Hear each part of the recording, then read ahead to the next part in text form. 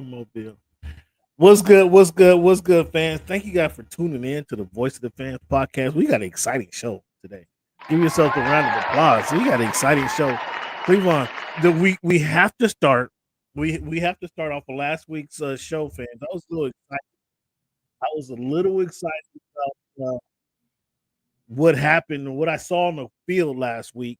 And I was just, I showed you guys clips and I broke the rules and I had to show you guys the highlights. And Cleveland said I was just I was hyping up Saquon Barkley a little bit too much. So I challenged Cleveland and I challenged our fans. I don't know who chimed in. I don't know if you guys supported Cleveland on this mission. I don't know if you guys reached out to Cleveland and try to send them some clips or send them some tapes, or I don't know how this went.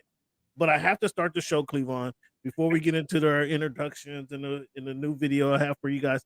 Cleveland, did you find any footage of an NFL running back? You mentioned Adrian Peterson. You mentioned Barry Sanders. Did you find any footage whatsoever of someone making a more spectacular play than what Saquon Barkley did last week? Cameron, it really all comes down to your definition of sensational. I gave some examples of players that have done more exceptional things, but I cannot find the footage. I'm so sorry, fans. There we go. Yes. There we go right there. There we go right there. Now I'll leave it alone. I'll leave it alone till we have. The way Cameron is talking about this, I will definitely dig a little bit deeper and get the. I thought that was a challenge last week. The sharper shovels and long probe. Get the instead of using the 18-inch probe, get the 36-inch long probe. And see what you guys can find, please. See what you and ask for some help. Feel free to ask anybody. I will need both to do this. Fans, thank you guys for tuning into the Voice of the Fans podcast. Fans, I just have you know, it has reached little sweater weather down here in Birmingham area. It's a little chilly this week, Cleveland. The high today was 71. It was a little different, a little bit more moisture in the air and everything. So I got on, old school Sonic sweatshirt, Cleveland. How's the weather? What's the weather like up there? Horrible, Cameron. It is rainy and cold and windy and blistery. Ooh, sorry to hear that. All those things, yeah. Sorry to hear that, man. Well, fans, as you know, we got a lot to talk about this week. Well, if you didn't know, we got a lot to talk about this week. We're going to get into the NFL conversation. We got some NBA discussions to have. We're going to have a little boxing review and preview. There's also a big UFC fight this weekend, Cleveland. So we're going to get into all that. We got some talk about the Diamond baseball conversation as always. We got our numbers game or this week in history segment, and then got a nice quote to end the show with. But tonight, as I committed to you guys, fans, I did do some editing. I do have a little montage to show you guys. Couple little tweaks here, Cleveland. And I spared Cleveland. I just have you know, Cleveland, I did spare you in your Brock Purdy conversation. I did leave that out. But here we go. We're going to start the show here with a little montage for you guys. Thank you. Am I speaking to right now? Cameron. My name is Cameron. Cam Buford. Hey, it's Peter Rosenberg. I'm hanging on my man Cameron Buford. I'm a golfer fan. There's always room for improvement. I'm more a fan of boxing. Boxing is my main sport. All we want to see every year are the best two mothers getting in the ring and getting on. I got some of this for you. Goodness. For me? Yeah, just for you. Think about it like this: the promoter pays the fighter, the fighter pays the manager. Okay. So the manager works for the fighter, and the fighter works for the promoter. Okay. So you are lifting weights currently? It's not like that. When he said it's easier to score in the NBA versus Europe, did you agree with them? To me, it's easy to score all over the world. Can I finish right now? Do you want me to speak or do you want to conduct the interview and answer for me? Which one? What do you think about this upcoming? Aaron, like I was saying before. Aaron, what has the game of baseball taught you? One of the biggest things being humble. Or can you give a message to the kids to kind of persevere through the false teachings they may be giving? Patience. Okay. Patience. As the show voice of the Oh fan my goodness continues gracious. to I'm in evolve, tears. Come on, you were adding some spice to it. it is strictly banter back and forth between myself and Cameron Buford. I enjoy all of it. The real ones know what's going on, right? Never mind. Go watch the tape. Go watch the tape, and then you tell me if it was all about just a system. You look like a buffoon. Go do your research. Go do your study. I'm not caught up to you guys yet. I do I'm real surprised at that, Ken. Hey, come here. It's okay.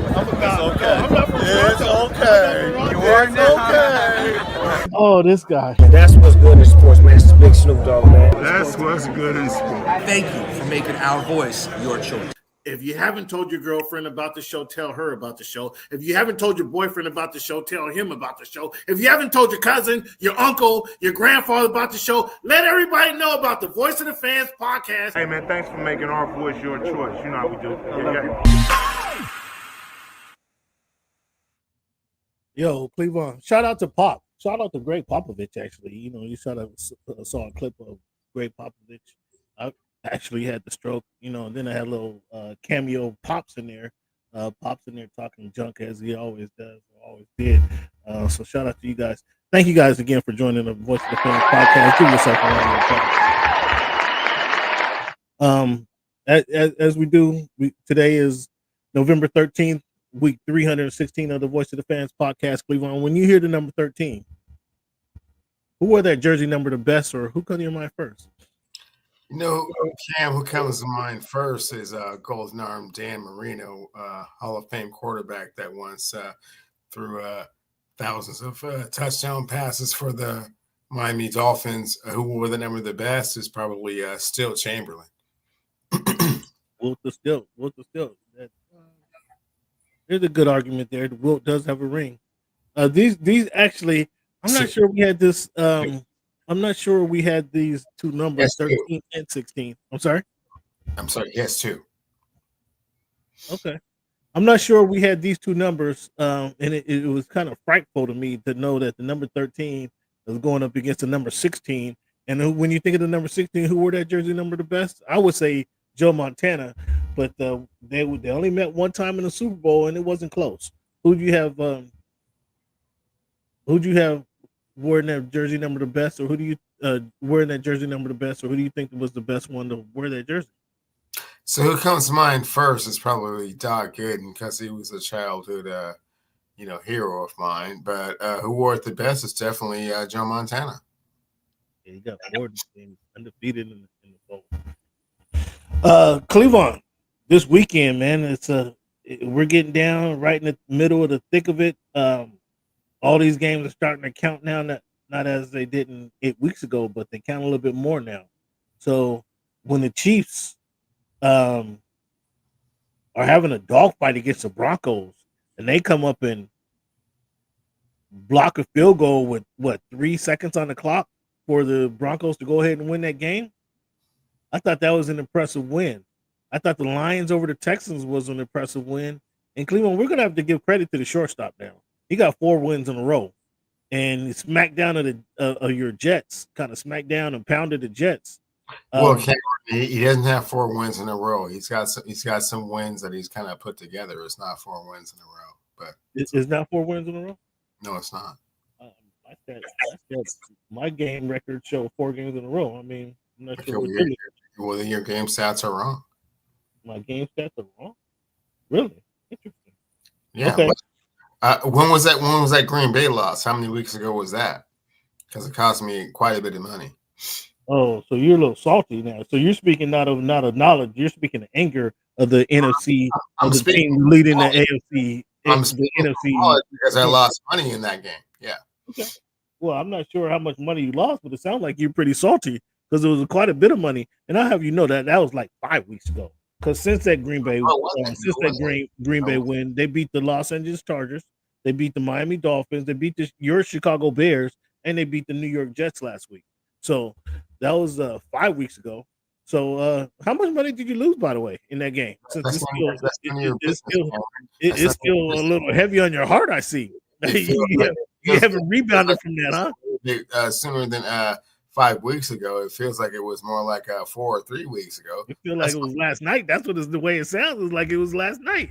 You didn't have a decent trip to the what is it? The EQ, the Emerald Queen casino. Yeah. Cam, don't jump up like you know what you're talking about. You don't want to be rubbing in, man. You got we started off the show. He's all salty. I mean, are you able to do the show tonight? I mean, are you able to talk about kind of your most impressive wins? I mean, I'm not trying to, I didn't mean to peel the scab off the wound, but that was like 5 weeks ago. You certainly did, and it wasn't 5 weeks ago, but that's fine. I'm looking at the matchup right here. I just gave you the list of losses. They're 4 wins. They're 4 in a row. They won 4 consecutive games, and when you don't want to give credit, so they're actually in the last 6 weeks they're 5-1. Now you have to give this team credit. Not only have they climbed to the top of the NFC West, I mean, do you have any confidence in them holding that spot in the NFC West? 0. Well, me neither. But, I mean, it was still a good pounding against your Jets. I mean, Jets came up at a good time. So, what was the most important win that you saw this week? The most impressive win that I saw was the Detroit Lions being able to hold it down in Houston.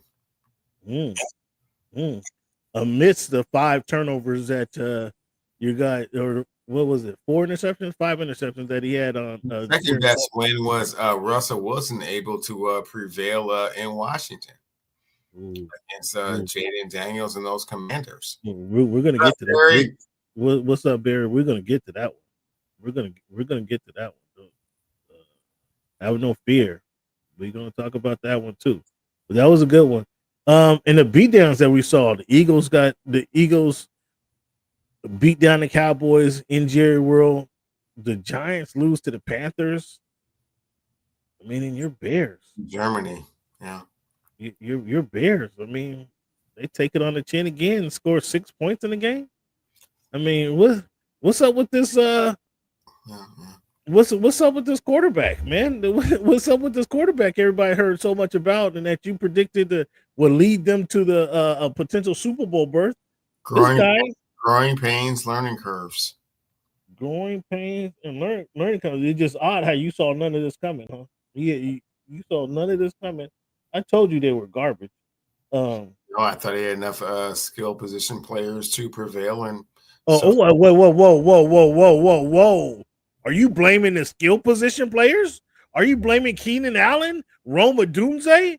Are you blaming those guys for what the quarterback is not Allen's only played 1.5 games with his sore hamstring. He hasn't really played many games, and when he has played, he looks old. Who is that? Keenan Allen. Man, do you guys hear this? Okay, so you're blaming the talent around Caleb Williams, not Caleb Williams himself. Is this no. I already said that I'm blaming Caleb Williams for the demise of the Chicago Bears, but going into the season, he had plenty of skill position players around him, and the results were supposed to be much greater than they have been. So didn't he have to take the blame for this, for them having being the he has to learn to throw a little bit more anticipation. Prepared rookie in a situation. He needs to learn how to throw a little bit more anticipation. And, fortunately, the no good offensive coordinator that he had previously is gone now. So we'll see where they go from there. But I don't think the head coach is going to be there much longer, but we can address that a little bit later in the show. So everybody is taking blame and getting shrapnel, but the quarterback. This is what I'm hearing from you. I've heard you blame.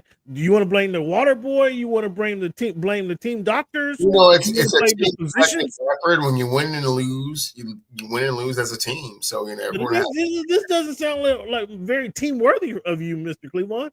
You mentioned came out your mouth and said Keenan Allen looks old. What about Roma Dunze? What are you going to say about him? He's coming into you have been showering love all over this guy for the last 6 months. What are you going to say about Roma Dunze? I believe he had like 100 yards last game, did he not? Last game? 5 receptions. Cleveland, we're 10 weeks into the season. We're 10 weeks in the season. So, you know. We're 10 weeks in the season, and you're gonna say he had a good game last week. I mean, you can take shots at Caleb and the Bears. That's fine. I'm asking questions. I'm simply asking questions. No, I can't wait for a couple more weeks. You're taking shots, and again, my prognosis. Can I get my two prognostication for the season was that the Chicago Bears would be in the Super Bowl. They clearly are not going to be in the Super Bowl. Can I get my 2 pounds of rib for Thanksgiving? It's mostly because of Caleb Williams. Because no, you can't get your 2 pounds of ribs right now. What for Thanksgiving? I mean, I give you a couple more weeks. I mean, do we have to wait till they're mathematically eliminated from the playoffs? And that was not the wager, Cameron. It was who was going to be the rookie offensive player of the year. Well, we know that's not happening. That award has not been announced just yet.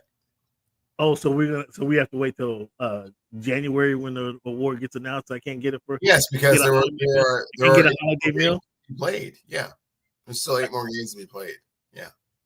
Oh, you think he can? So you think he can turn it around? You think he's a chance, Cameron? But there's still an outside shot. I mean, he's not even going to catch Bo Nix. Bo Nix is going to be have more votes for the rookie of the year than this guy. Oh, I know that burns you up right there. I know that burns you up.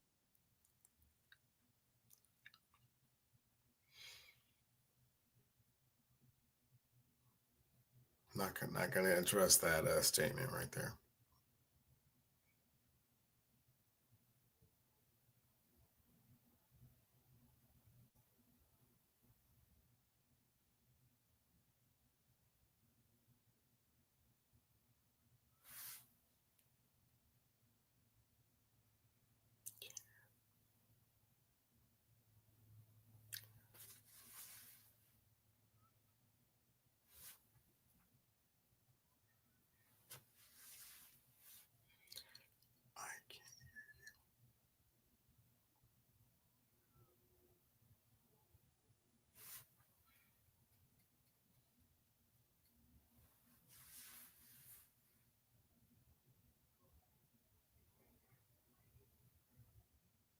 I'm sorry, fans. Last week we had I didn't even mention though, but the Ravens outlasted the Bengals on Thursday Night Football last week. Lamar Jackson did his thing. Joe Burrow came out there and shined. Jamar Chase put up a record number. How many yards did he catch for Cleveland? I'm sure you know the number. It was 250 something. No, Cameron, I was on the opposite end of getting chased out the room, and I'm not in a position to talk about it. From a fantasy football perspective, which I believe is what you were speaking of, Cameron, because from a regular perspective, no, and it wasn't, anything historic, but yeah, from a fantasy football perspective, it was. So it was a historic weekend for the fantasy football perspective. Cleveland, wasn't it? How many points did the guy put up on you? Because you were playing against him, right? It was 60 plus, yeah. Oh, 60 plus. I mean that might go down. Cameron, but fortunately, I'm still in first place in this. Are you? We're going to look at that later on. Yeah. No. I still. That's not rhetoric. That's a fact. I'm still in first. We'll take a look at that, and I'm interested to get your feedback. But nonetheless, Cleveland, who's having a better season, Lamar Jackson or Joe Burrow? Maybe let me take that back. Let me not ask who's having a better season. Let me ask, if you could start your team on Sunday, who would you call first, Lamar Jackson or Joe Burrow? And you're looking for a quarterback. If my team had some talented wide receivers, I'm starting my team with Joe Burrow. If my team had some pedestrian receivers, Lamar Jackson. You know what the pedestrian receivers look like, don't you? You know exactly what the pedestrian receivers look like. Are you going Justin Jefferson or Jamar Chase? Which direction are you going? If you need to upgrade your receivers on your football team, you upgrade your pedestrian receiving core. Who are you going with? I'm going with 7-Eleven. I'm going with Jamar. So that game was a close game. The Ravens and the Bengals. It came down to the Bengals. They could have scored, kicked the field goal, and going and extra point went into overtime, or the extra point. Well, kick the field goal for the extra point and go into overtime. They decided to go for 2 and try to win the game right there. Good decision, bad decision. Bad decision. Bad decision to go for 2. Why do you say that? Because once you miss, the game's over. If you kick the field goal, if you kick the extra point, They're going to overtime. There's a chance it goes in overtime, and it's up to a coin flip, and we'll go from there. You miss a coin flip, you may not see the ball again. May not, but if you go into a field goal, you still have a chance. You just can't let them score a touchdown. That's the Bengals D. Have you seen that D? Did you watch that game on Thursday? I did. The Bengals D is not great, but yeah. So you say let's trust the Bengals D. Here's the thing that like you and everyone else is saying. It's like, oh, go for the 2, and if you get the 2, you win the game. No, you get the 2, you're up by 1 point. But there's 30 seconds. There's less than it's under 30 seconds to go in the game. Okay, well, hey man. So I mean, unless you give away a kickoff return, I mean, chances you're in we saw the week before what Jaden Daniels was able to do, right? Oh, who did you say? Jaden Daniels. Like fluke things happen. Oh, the rookie of the year guy? That kid? The Chiefs get a last-second field goal. I mean, Bo Nix did what you wanted to do. Get the ball with 4 minutes to go in the game. You have you're down by 1. They're driving, so you want to hold the ball as long as you can. You want to get into field goal range, bleed the clock against the back-to-back defending the Super Bowl champions. Kick your field goal and go home with the W. Bo Nix ran the ball effectively, threw the ball effectively, got him in field goal range, and to get the field goal blocked. I've been telling you now, this is the Chiefs are now 9-0. I've been telling you since week 1 that the Chiefs are going to three-peat.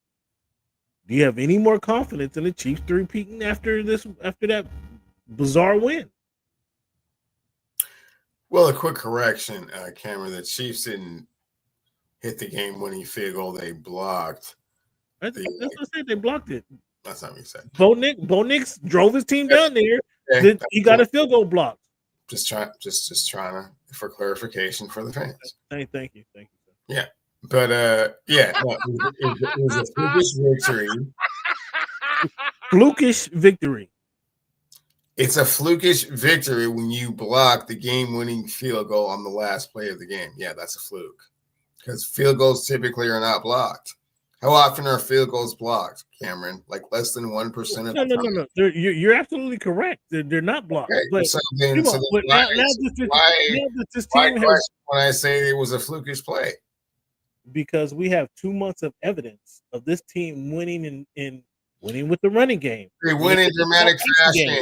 But hey, and the game came down to the last play, and they blocked a game-winning field goal. That's unusual. So unusual, it happens less than 1% of the time. The team is 9-0. They are. The Kansas City Chiefs are 9-0. Does this not give you some things happen within a season that tell you, things are certainly going their way? Things are certain. The ball is always seeming to bounce their way. For the first 9 and 10 weeks of the season, yeah, but that's not sustainable or replicatable. Once they get into the playoffs, they're not going to be blocking game-winning field goals. I promise you. So the team is now 9-0, and you're saying this is not sustainable? Is this what you're telling the fans? That is exactly what I'm saying. Yes, winning games in this dramatic fashion is not sustainable. Of course, fans, Cameron thinks that the Kansas City Chiefs are just going to come out and block game-winning field goals like every other game, apparently. I didn't predict to block the field goal. What I'm saying is this team is just finds different ways to win. every game now. Patrick Mahomes, the best quarterback on earth, is having his worst season. But if the different ways to win includes blocking game-winning field goals from 30 yards out, wild punt returns over and over again. Wild punt returns and in opportune moments that help them kick a field goal to win games, which you saw a couple weeks ago. Like they just keep winning in different fashion. They're winning with their defense, shutting other teams down. They have Patrick Mahomes. Just not seeing the holes, just not seeing the weaknesses. That's okay, Cameron. The team is 9-0. I mean, what it mean? They certainly are. Is that a legitimate win for you last week? That is a W on the score sheet. However you want to call it, fluky, you want to call it legitimate, it's a W. You can't call it fluky? You can call it what you want, but at the end of the day, it goes down as a W. You a direct question. You can't call that fluky? Again, you can call it whatever you want, but when we get to our picks, you're going to see that I picked the Kansas City Chiefs. And so whatever it takes to get the job done, that's what they did, and they won another game. Correct. So you can call it whatever you want, but you can't discredit what they're doing because they're winning. They continue to win. This is if they were 1-8, and this is how they win their only game of the season, then yeah, you could say that is the wildest ending, the wildest potential ending. That won't happen again. If not for that play, they might go winless all season long. But they're 9-0. Like that's a sign of a good team. Winning any way you need to win. That's a sign of a good, in my opinion. That's a sign. Just win, baby. You heard of that slogan? Just win, baby. That's all it takes. However it takes to win, these guys continue to win. Am I a Chiefs fan? No. I'm not a Chiefs fan. But I just predicted that they're going to win the Super Bowl. They're going to win the three-peat. We were watching the best quarter. He's not having the best season of his career, but he is the best quarterback that we've seen. I mean, there's no argument there.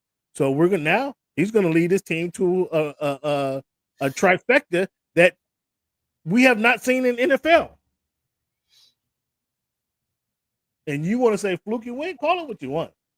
Call it what you want. Let me know this. They got the Bills this week. They got the Chargers in a few weeks. They play the Texans later. With their record, that's pretty much the only three teams I can see that's going to upset them. What team do you think is going to upset them?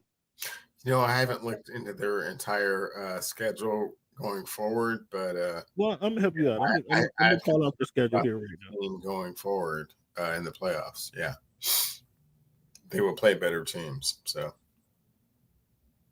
and you make it sound like they're not a good team themselves. Cleveland, they're the back-to-back defending Super Bowl champions. They play Buffalo, they play Carolina, they play the Raiders. So I think Buffalo.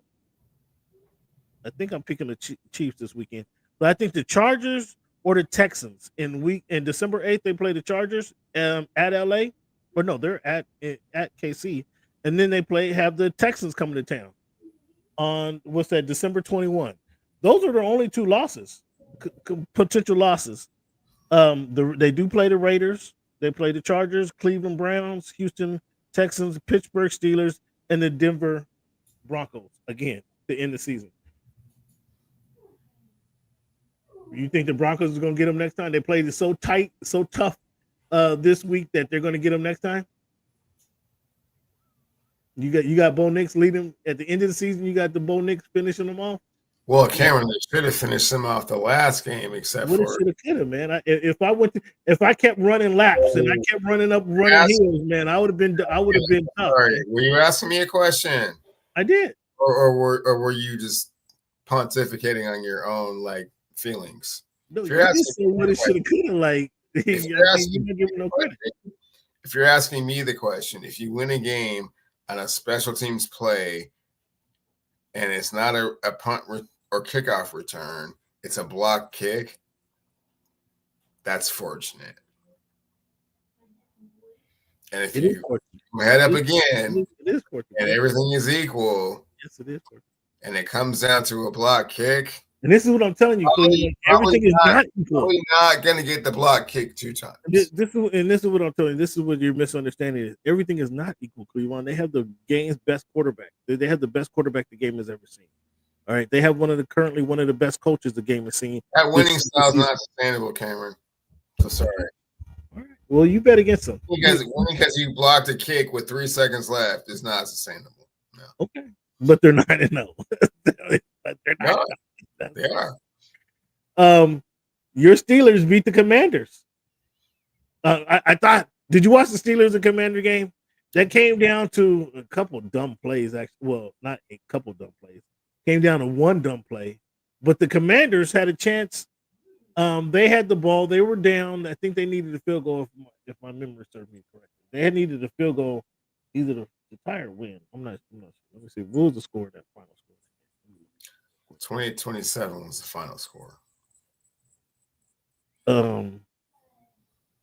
So yeah, they were down 1. They needed a field goal, and they're driving, and it was fourth and 10. He completes the pass to his tight end right on the. I think they need to get to the 39-yard line. The tight end catches it on the 39. The culture killer made like an improbable tackle to stop him short. Yeah. Mika Fitzpatrick. God, what a godsend for the Pittsburgh Steelers. So glad they were able to go out and get him for a 9th round pick. Exactly. Some dumb bumbling idiot gave him away, said he was he didn't fit in the culture. I wonder who that guy was. And this guy in the witness protection program right now. Nope, it's Coach Flores, the defensive coordinator for the Minnesota Vikings. You don't got to be shy or coy about it. That's who it was. So I thought it was so close that it deserved. Where first of all, they were in Washington. Yeah, it wasn't that close. The referees made their call. They came out with the chains, and it was short. They did not come out with the chains, and that's where I was going. That's what I'm sitting there at the bar looking at the game. Like, they at least bring the chains out on this. They just eyeballed it. I stand corrected. It was so short they didn't even have to bring the chains out. That's how short it was. It was right on the first down was right on the 39-yard. They did numerous replays, and they at least bring the chain out on the guys. At least, come on, in the fourth down call, you got to bring the chain out. Cameron was short. Everybody saw it. Everybody knew it. Man, I thought the Commanders kind of got jobbed on that one. At least bring the chain. Show me how close or far it was. I didn't appreciate that, and I thought I know Dan Quinn went off about that in the post game, but throughout the game, Mike Williams made the game winning pick, but George Pickens, is he turning on? Has he turned a new leaf? Is he turning into an upper echelon receiver in the game? No, he's still a weirdo, but he's got rust on to him, so he can catch that rust type of ball. Yeah, we're gonna get to it a little later on, but that was a pretty miraculous catch. Mike Williams catches the game winner. Mike Williams, who was playing with your Jets a couple weeks ago, I don't think he caught a pass from the Jets from Aaron Rodgers, did he? When you say Jets, that is during the Saleh era. Anything after the Saleh era is not really my squad to roll with. So. Anything after the Saleh era. So you just turn your whole back on Aaron Rodgers, who you thought it was Mr. MVP, 3-time MVP. You just turn your back on that guy. 4-time, yes, 4-time MVP. Yeah. Well, he won't be. He might not be the MVP of his own house nowadays. I don't know what's going on. He might not be MVP of his own house the way he's playing there. So Cleveland, let me ask you this question. That was a good game, right? You'd have to agree, the Commanders and Steelers, regardless of who won the game. That was a good game, right? Mm-hmm. Who should get more credit now for the Steelers turnaround? Mike Tomlin or Russell Wilson? It's collective effort, Cameron. It's coach understanding and the player responding to the coach's address as to what needs to be done. Boy, can you pick a side, or you just gonna walk the fence? You just gonna walk the fence on this because you don't want to discredit Mike Tomlin. I know that, but then you don't want to discredit Russell Wilson. So that's pretty. Well, Cam, it's a collective effort. I mean, it's not one or the other like you're trying to make it out to be.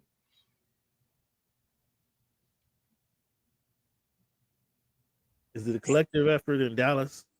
As Micah Parsons, your guy, Micah Podcast Parsons come back, and then after the game, after they get waxed by the Eagles, he says Mike McCarthy can go on and coach wherever he wants to go or do whatever he wants to do. What's your thoughts on Micah Parsons slamming the coach? Well, I mean, you're kind of doing the social media thing. You're kind of chopping up like the quote into like little snippets and tidbits. He didn't say that. He didn't say the coach can go coach wherever he want to do, wherever he wants to go. He did, but it was in relation to how he felt about things. And he said, with regards to Mike McCarthy being the coach, that's above my pay grade. Oh, and here you go. That is that now you're trying to justify it. So he did say though that Mike McCarthy can go coach wherever he wants to go coach.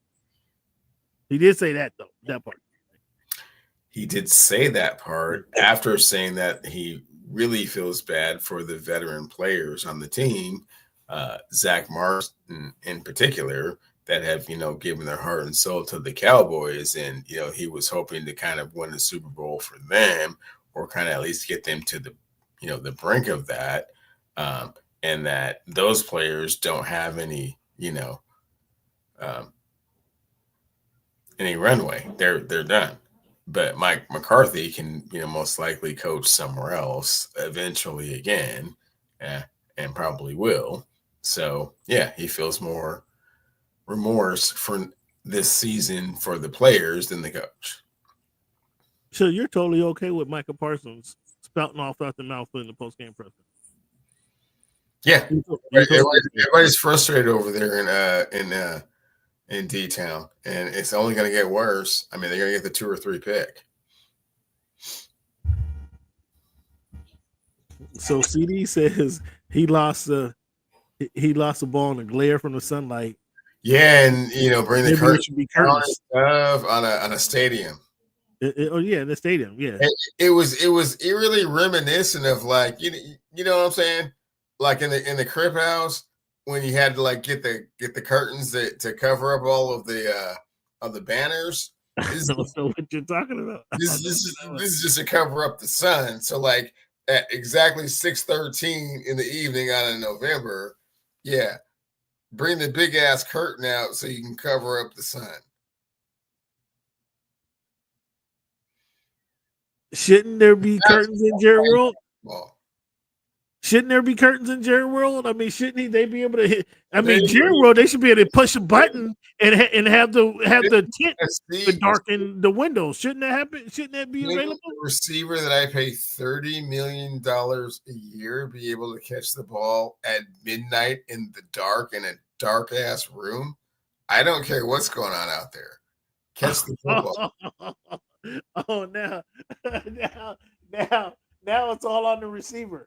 Yeah, now he could have eyesight shining in his eyes. You still want him to catch the ball. The receiver, the $30 million receiver, tried to put it on the elements and try and orchestrate some type of thing from the maintenance crew to like fix them so I can catch the ball. No, hold on. Let me help me out. Help me out on this one. How come you're willing to you're willing to accept the defensive line or the defensive lineman, outside lineman, whatever you want to call him, whatever position he plays?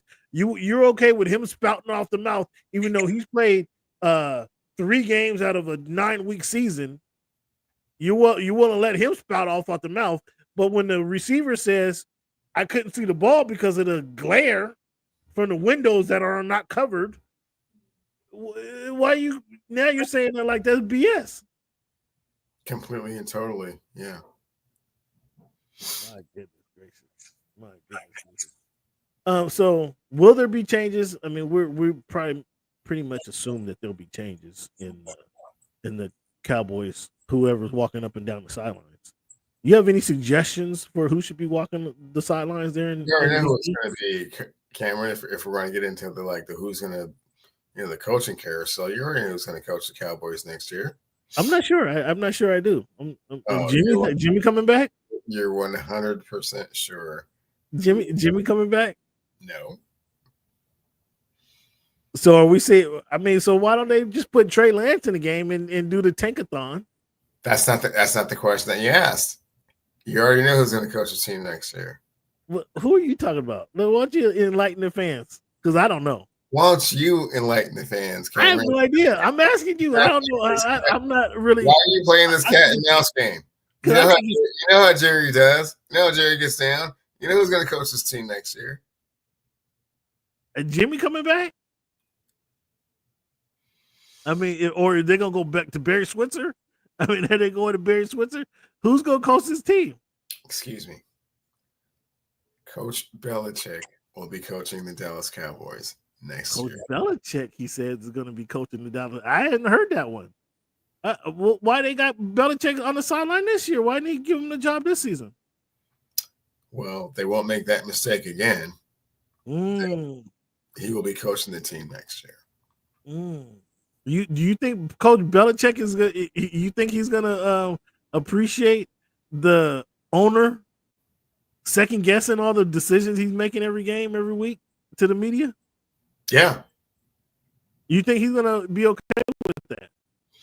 Yeah, because he's had an opportunity to sit out a season, which hasn't happened in like 40 years. And like, I don't really like just talking about the game. I would really rather have my imprint on the game. And yeah, that dude, me and him are like the same age and we talk the same language and stuff. And yeah, he likes the young girls. I like the young girls. It's cool.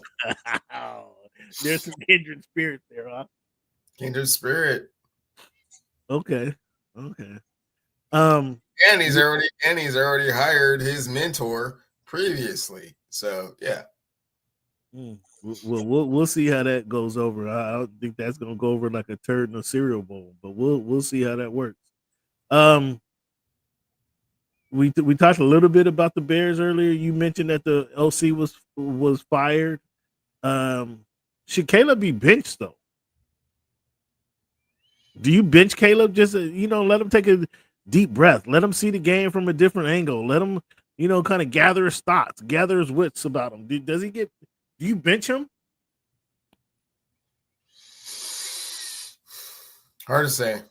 It's not a good look when what's the word? Players that want to remain anonymous come to the coach and say, anonymous players, huh? Yeah, will you please replace the starting quarterback? That's not a good look. Yeah. So, and we all know. Not only did the coach lose the locker room, now you got his teammates losing confidence in him. Yeah, and we all know that Caleb is a fairly sensitive dude, so I'm not quite sure how it's gonna play out. But so they can't even go talk to him. They say, "Yo, Caleb, let's do this. Why don't you do this a little differently, Caleb? You should focus in things on here." They can't even go talk to dude. No, they probably can do that part of it, the X's and O's, yeah. But when players are coming up saying like, "Hey, I don't want that person to be the starting quarterback. Can you replace him? I'm asking you as a favor," and then they won't say who they are, then he's looking all around the locker room like, who doesn't want me to be the starting quarterback? And it's got to be a lot of insecurity and anxiety, and again, he's a sensitive dude, so his mom's not there in the stadium, so he can go cry on their shoulder. Ooh. Oh, wow, this is a tough look. I didn't get all the way to his mom, but okay. I mean, I did. You know what happened at USC? No, cut that out. Yeah, when they lost a game and he ran to the sideline, he ran to the to the stands. Yeah, like that's an example of him being a little bit sensitive. Yeah, okay, I'll give you that. I'm saying I'm not talking disparaging his mom. I'm just saying him after a Well, loss. you're talking about his mom, his family. That's what I'm saying. That's he goes jumps in his mom's shoulder and try to absolutely talk about his mom, his family, and plus he's playing in the third largest city in America. I mean, it's hard. I mean, well, the sports fans there are kind of questionable. Haven't been to Chicago. It's kind of questionable sports fans in Chicago. I can speak from experience. Cleveland made that. They didn't have your one show on that one time. The whole they did. Hey, that's what it is. You base things off your experience, right? So the fans are kind of I know. Until I see something different. I know. Michael Jordan didn't play there. Neither did Walter Payton. Neither did Ernie Banks or anybody else. Well, I didn't say you named a bunch of stars that have played there. The city had to take some time to warm up to those guys. They had to take some time for that to happen. Wow. So the Bears, Caleb, in the words of the Vikings old coach Denny Green, the Bears are who we thought they were. Caleb Williams is who I thought he was, a scrub. And that's what we're seeing right now. Okay. Speaking about another quarterback that got benched, the coach decided to go back to Anthony Richardson. Does this make sense? They benched him for 2 weeks, then they decide to go back to him. Does that make sense? You good with that? Yeah, it was the punishment. It was like it was a punishment for him saying he was tired. Yeah. Grounded for 2 weeks. So in that respect, Caleb needs to get benched just to be grounded, huh? No, completely different athletes, completely different levels of expectation. Anthony Richardson hasn't played 20 games yet. So between Florida, no. Anthony Richardson has not started 20 games between his time at Florida to present time. He still has a lot to grow on. Do you think that was a beneficial benching for him? Absolutely. You have to let him know and how the whole world feels about him when you say that you quit on, people that are, playing football. He didn't say he quit. He said he was tired. He couldn't. He needed a breath. He needed a breather. So he should have just called a timeout and go talk to the coach and go get some water. Is that what he should have did? Hey, man, Cam, if you were coaching the team and your quarterback came up to you and said, hey, man, I'm tired. I've been running all these plays. You're the dude that has him running stairs at 2 o'clock in the morning. You're the dude that has him running the 400 at 4 o'clock in the afternoon after practice. He wouldn't be coming. He wouldn't be coming back in 2 weeks. if you want to go there, it wouldn't be 2 weeks. I'm just saying, you're asking a question like you have a different opinion. I'm just saying. I mean, I'm just trying to give all angles. The fans already know what you would have did, so it's not contradictory to how you would have responded to the situation. Deebo Samuels grabs the throat of the long snapper and going and simultaneously smacks the kicker after he misses three field goals and puts him in a tough situation. What's your thoughts? Are you okay with Deebo? I love it. Are you okay with doing it? I love it. I love it. Wait. I love it. Wait. I love it. But you don't want to. You're reluctant to sit the quarterback down, but when the wide receiver goes after the long snapper and the kicker, you're saying you're over there applauding it. You get your act together. Good. I didn't have to do that. Is that what you're saying? I didn't have to do that on public airwaves. After the third one, yeah, I'm irate. So Shanahan. So there were no repercussions from Shanahan on the bus ride home to back to say. Nope. I can't believe this. I cannot believe this. I can't believe there were no repercussions whatsoever. Some things are handled in-house. You want to lose the trust of Debo, or you want to lose the trust of Jake Moody that has missed 3 field goals? Ooh, inside of 40 yards, inside of 50 yards. I think 2 of them were like 37, 42. Oh, my goodness. Well, good thing he came back and won one. Does he get a game ball for coming back and winning a game? Oh, he missed the one in the Super Bowl. You think Debo ain't forgot about that one? Ooh. Like, you're not just gonna ruin my legacy over and over and over again, man. This is too much. No. Cleveland, this is funny. Cleveland says he has no problem with his wide receiver going after the long snapper and the kicker. Shankopotamus? Oh no, you're not gonna be the enemy. And I am sacrificing my life and limb every play. Do you think so? When it's 23-20 and Brock Purdy is on the verge of a comeback, and this, they have to go and kick another 25-yarder. Do you think this kicker is going to be confident or scared when he runs out there to the tee it up for the field goal? Scared. I guess they say scared money don't make no money, huh?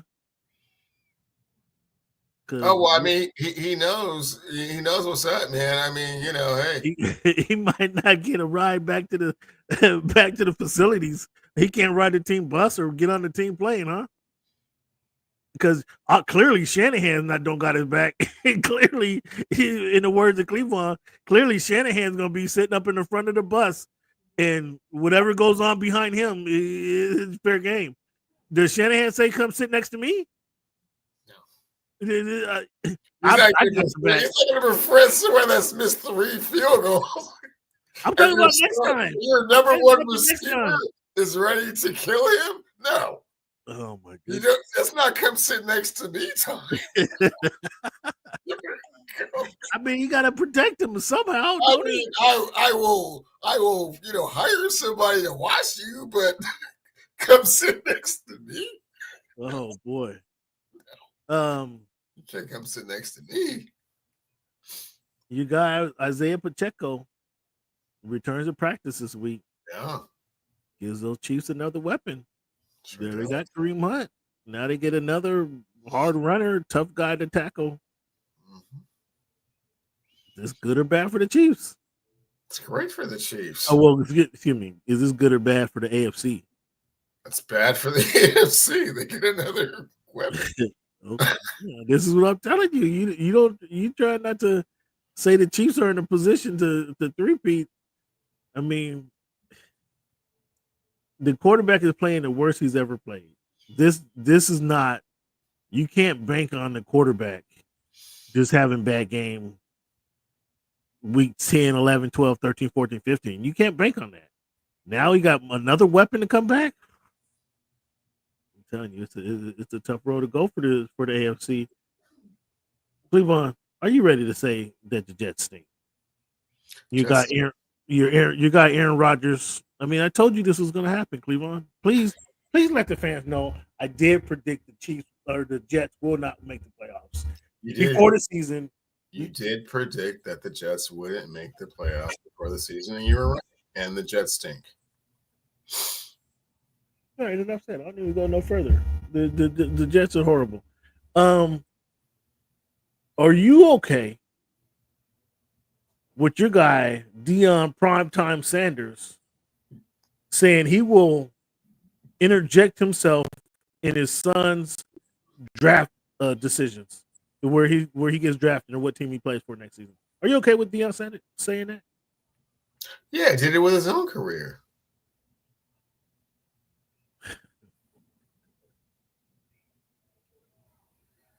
Quote unquote, I told the Lions that if they drafted me, they would have to offer me so much money. Quote, Cameron, they would have to put me on layaway. And guess what the Detroit Lions didn't do?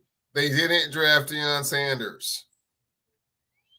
Well, I mean, Detroit was they weren't the Detroit Lions we know today. Let's put it like that. Okay, but no. That wasn't your question. The question was, do I have a problem with him interjecting? And I said no. That's what he's done he did it with his own career.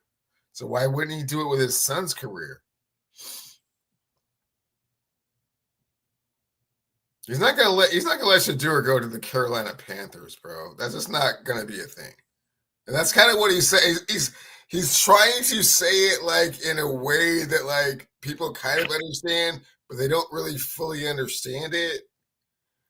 So the Jets going to the Jets? Okay. Oh, he'd be fine with that. Oh, because it's in New York. It's in New York City. New York. Yeah. But they're not going to be any different. Would he go into the Indianapolis Colts, go into the Minnesota Vikings, they're not going to be in the Minnesota Vikings already have a quarterback, and they're not going to be in a position to draft Shedeur Sanders. Neither will the Arizona Cardinals. If going to, Dallas Cowboys, that would be like a homecoming of sorts. Well, the Dallas Cowboys aren't going to draft a quarterback after they just signed their quarterback at $300 million. Their quarterback is out. It has a torn hamstring. That is this season. That has nothing to do with his next season or going forward. So if you were Jerry Jones going into next year's draft, and you could draft Shedeur Sanders, or you can roll with Dak Prescott, what are you doing? You roll with Dak Prescott.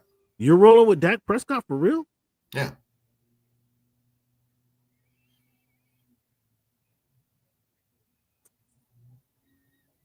Did you hear what Jerry said just the other day? He said, excuse me, ma'am. I know you may not be as good as math as I am, but with Dak Prescott, we won 3 games. I can get anybody to win 3 games. So I already know what Dak can do. So I already know what Dak can do. With Dak Prescott, we won 3 games. From a logical perspective, you have a quarterback that you're paying $60 million a year. Drafting another quarterback is not a good idea. Come on, you know those NFL. Yeah. That being said, if you want to go all Woody Johnson on him, well, then you have to trade Dak Prescott for two second rounders and a third rounder. Go right ahead. At that point, it's if you have the option or if you have the option of the and then you would be expecting Shedeur Sanders to be the savior to do what Dak Prescott could never do. Like next year. What's your confidence in Dak Prescott, Cleveland? Sound like you're pretty high. You sound like you have Dak Prescott as a top 5 quarterback in the NFL. No. Top 10.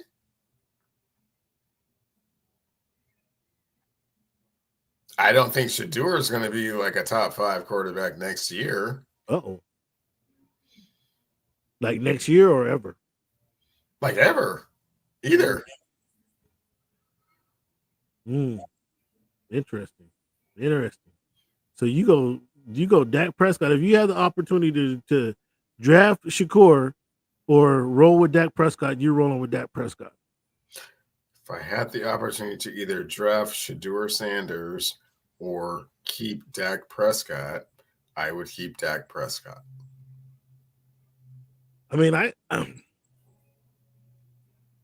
Cleveland, the Dallas Cowboys are in a unique situation. They're in a pickle. And because there is a salary cap,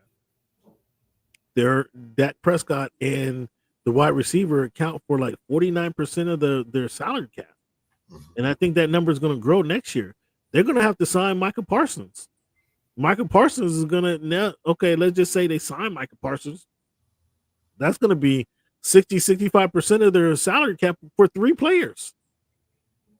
The NFL is a copycat league. Since Russell Wilson was able to win a Super Bowl on a rookie contract, everybody's trying to go to that format, win with a rookie quarterback. At least you unload that $60 million and you try to fill in the holes with you try to go get a running back. You try to go get some more linemen for these linemen. Yeah, the Dallas Cowboys are going to do that, and that's not even a wise decision. I don't know, Cleveland. What do you mean it's not a wise decision? If you're rolling with Dak Prescott, CeeDee Lamb, and Micah Parsons, that's eating up 65% of your salary. At least you can. They haven't signed Micah Parsons, and as you can see, the writing is on the wall. They're not going to sign Micah Parsons. Cleveland? Cleveland. If they let Micah Parsons walk,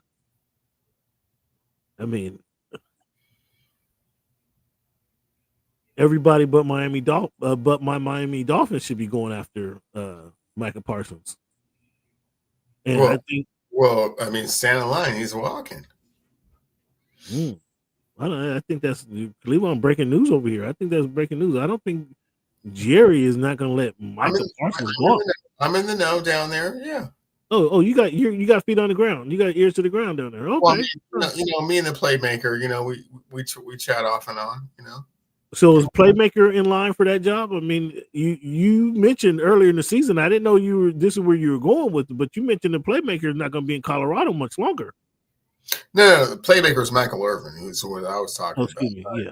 Yeah. Deion Sanders is he's going to be in Colorado or perhaps Florida State next year, but he's not coming to the. So the rumors of LSU going after Deion Sanders, were you not buying that, or you just thought that was kind of fake news?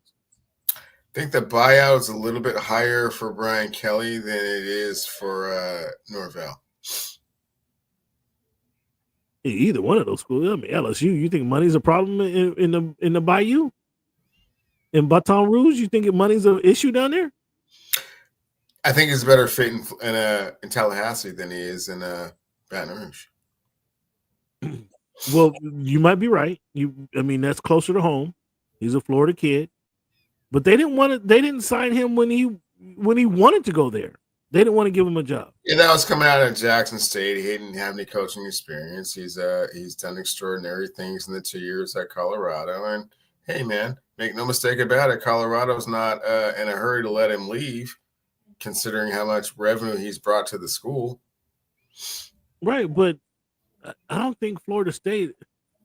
He wanted to go to Florida State, leaving Jackson, and they didn't want him. They essentially turned their back on him. But they've changed their minds, and they're allowed to do that, Cameron. Yeah, they're allowed to do that, but at the same time, he's allowed to say, "No, I'm good." Patch up and hurt feelings, because once you go wherever you're going to go, you will not be bringing Travis Hunter and Shedeur Sanders with you. So you're gonna have to do this all organically over again, and it's going to be a little bit more of a challenge. I would suggest. Whoa! Hold on. You think Deion Sanders is going to have an issue recruiting?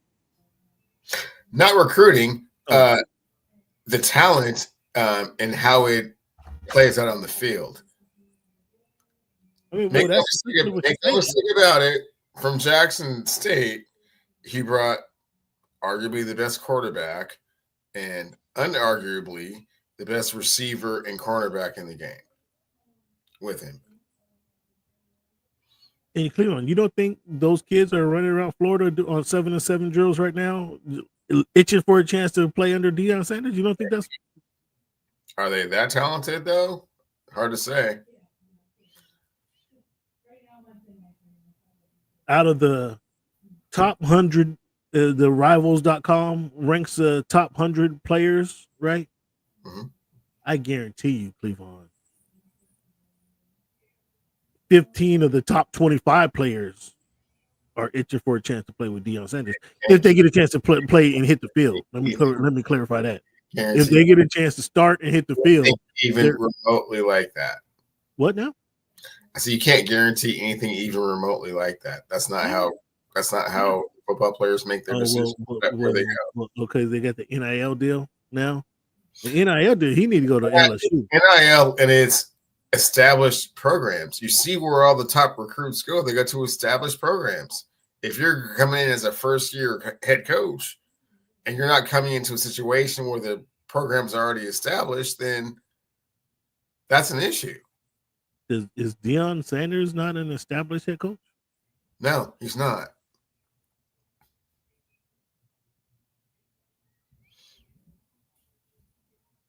So you don't think none of these college players have recognized and noticed the change in Boulder, Colorado since Deion has been there? You don't think that's happening? So they didn't go to a bowl game last year.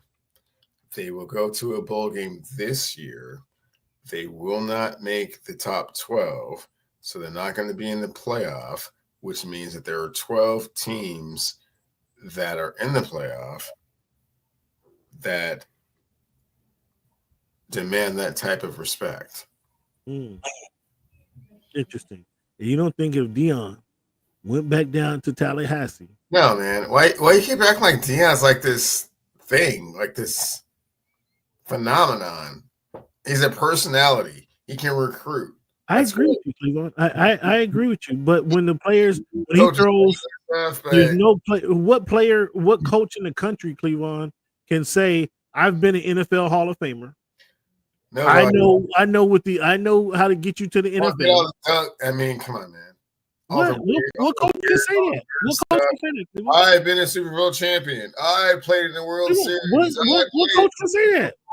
I ran the best time the combine. You think your guy, what's your guy's DeBoer? You think DeBoer has a cachet that Deion Sanders is? Yeah, way more cachet than Deion as a coach. Well, you're saying Kellen DeBoer hasn't lost 10 games yet coaching college football. Half the players don't know who that guy is. Saban's gone from Bama. They got another coach in there. And I'm so sorry. Do you think 20-year-olds relate to Deion Sanders and Deion Sanders? Much better than they relate to Kellen DeBoer. Yes, I don't. Absolutely. I don't believe. I mean, if Florida State would have to back up the Brinks truck to ease to mend the fences that they burned with Deion Sanders. But I think that would be a decent landing spot. And then most of those kids in Florida, Cleveland, would be gravitating to Deion Sanders. That's what I would anticipate. I would anticipate that. And so out of most of those kids that gravitate to Florida State, if provided Deion was a head coach there, they would gravitate towards Deion because he's like a father figure, or you don't think these 20-year-olds know who primetime is? I think they do. I think that you give a little bit too much credibility and credence to what Deion is doing over there to say that you're going to take this to a major program and then be that guy. He's not Nick Saban. You know what I'm saying? Well, Nick wasn't Nick until he actually won 6 of them, right? I mean, no, he won them before that at LSU. Well, okay, but what did he win? LSU is because he won at Michigan State. So, yeah. I think, I don't know, man. I don't know, Cleveland. I have to disagree with you on that one. I actually think Deion does have the cachet that you're missing. Players don't recognize prime time. He can throw Super Bowl rings. He can throw his Hall of Fame, put on his Hall of Fame coat, go into any locker room, the parents, the uncles know who prime time is. That's who he's going to be selling. Oh yeah, you're going here because that's where he's done it there. People, our color, would gravitate to him for that alone. I think you got it wrong. And I'm not saying that Deion Sanders is a greater head coach than Nick Saban. That's not the point I'm making. I think he has more cachet or just as much. Maybe not just as much because Nick has rewrote the history book. Okay, so let's back that up a little bit. Brian Kelly, who's at LSU, can he go to LSU and successfully fulfill that roster, that community, or that talent, the talent pool there? Absolutely. Can he go to Florida? I think that Florida State would be the ideal spot for him, but Florida State kind of put themselves in a hole by totally ignoring him when he wanted to go there last year. So if he was in Florida State, they'd be much better than what they are now. But now they ignored him and kind of shit on him a little bit. Now they're gonna have to pay the piper. I think Deion Sanders has the cachet to talk to them. Okay. Bosa fined like $12,000 for wearing the MAGA hat while he's photobomb Brock Purdy. Fair or foul? Fair. Okay, Cleveland. This is becoming a weekly thing now. I have to do it this week. Did it last week, but this week I can just show you images. I can just show you images. There's no need to go to the video, so I can show you images now. Let me fix this. Okay. Baker has been gritty. What you're looking at? Did you see the move with Baker? Stiff arming Bosa, and a lot of quarterbacks would just go down in this situation, protect themselves, if you will. Baker stiff armed him and held him off, and actually got the ball off. Did you see that play? I did. Pretty impressive, wasn't it? It was, and hats off to Baker and the Bucs, and even Todd Bowles, man. Without their top two receivers, man, they're playing these top teams. They're playing gritty, man. They're taking them to the limit. Yeah. Yeah, I credit Baker. That was an impressive play. I mean, again, I can't recall seeing a play like that. I was pretty impressed by that play by Baker Mayfield, though. I really was. Just kind of keeping the play alive, staying alive, and making a play out of that. He got the ball off and then completed the play, moved on for the first down. But your guy here, boy, I tell you what, this kid is turned into a playmaker. Now he's made some other plays this season, but do you see this catch? Did you see the way he had to contort his body? I mean, the ball should have gone to the corner of the end zone, but he adjusted his body, went ahead and made that catch. Man, that was pretty freaking. I think incredible is used way too often. But that was a hell of a play by your guy Pickens to make this touchdown.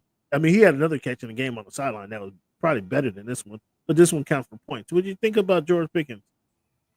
Starting to come around, for the first time in his career, he has a Hall of Fame caliber quarterback throwing him the football. So I guess Justin Fields not going to see the field anytime soon, huh?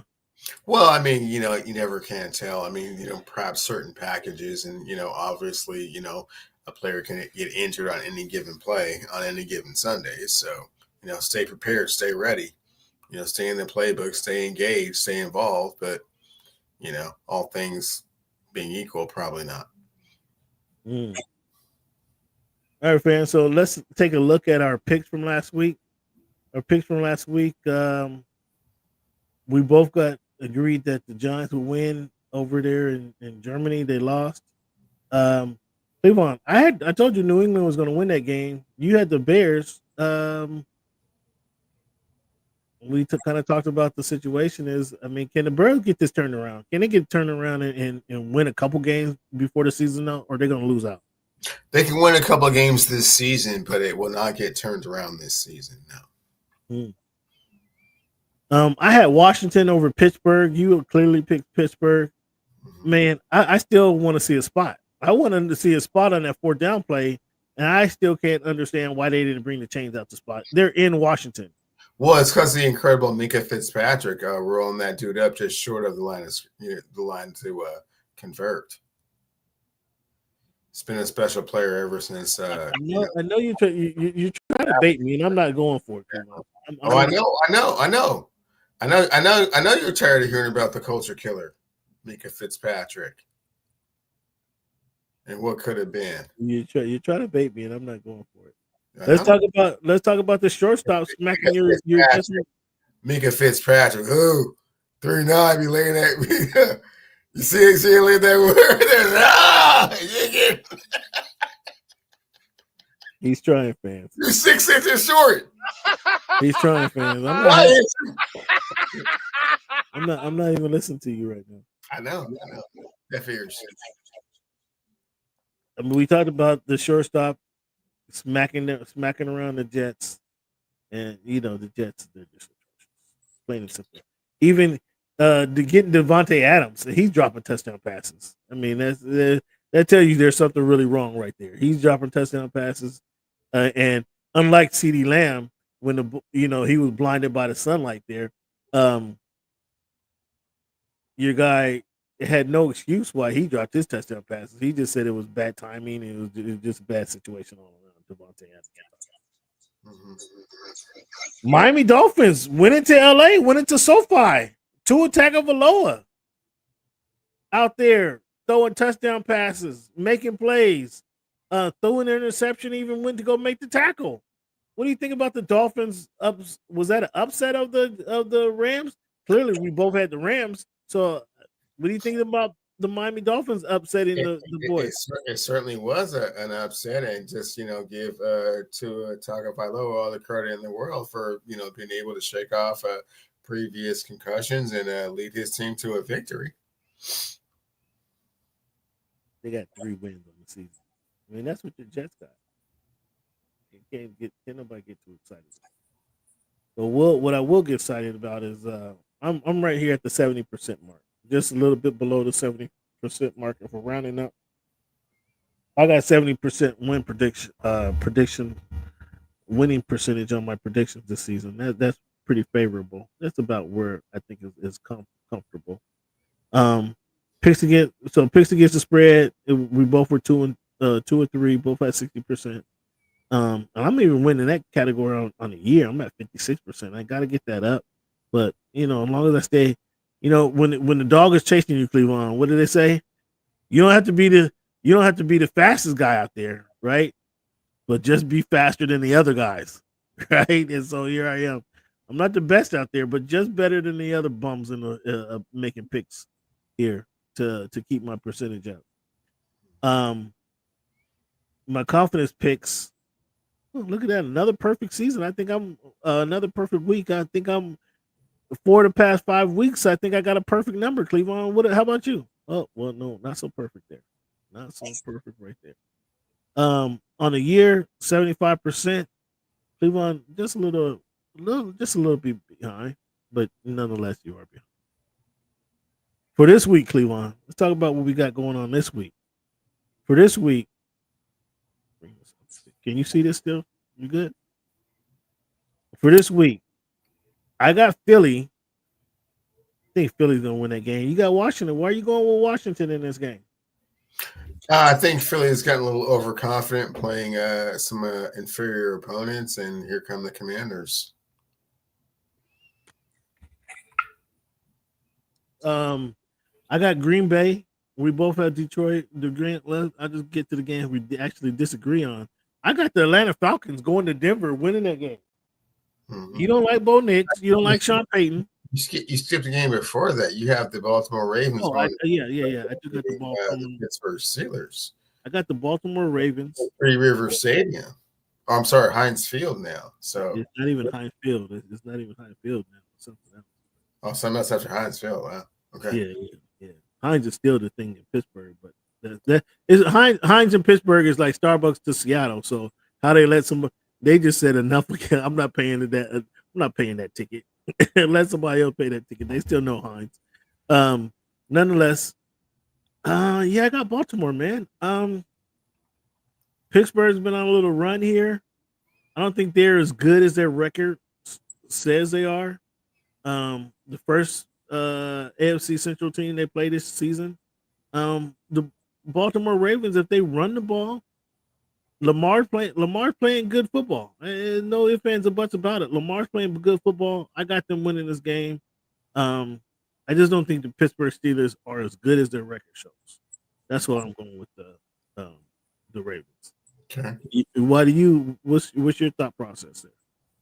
I don't think the Ravens travel well. I think they play down to their opponents, and they tend to play with their food and not really. The Steelers. I mean, this is a rivalry. They know who they got. This is not the Bengals. Even so, the Bengals score a lot of points. They put up a lot of points last week. The Pittsburgh not going to put up a lot of points this week. And the Pittsburgh ain't going to go over 21 points, I don't think.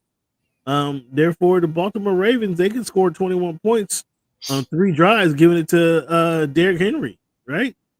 I mean, I think the Steelers, the Ravens just got too many weapons for the Steelers to kind of focus on. So that we'll see how it goes, though. It'll be a hell of a game, though. That's definitely a game to watch this week for sure.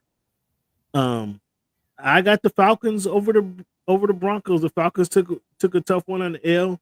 I think the Broncos, another team. I don't think they're as good. They're playing well. I don't think they're as good as their record shows. Bo Nix is playing. He's not playing terrible football. But in this game, I think the Falcons, they're a little butthurt. They come into this game after taking a smackdown. They're a little butthurt, and I'm gonna say this kind of contradicts what I'm saying about the Steelers. But what Bill Parcells say about your record, about your team? You are who your record says you are. You are who your record says you are. So the Falcons, I think, are better than the Broncos. I'm gonna go with Kirk Cousins over the rookie in this game. I got San Fran over the Seahawks. The welcome Seahawks. I got San Fran over there. 6-5. That number's a little high. I will admit that number's a little high, but I'm going with San Fran in that game. I know you guys heard me spouting off about the Chiefs going on a 3-peat, and I still think they're going to win a 3-peat without question.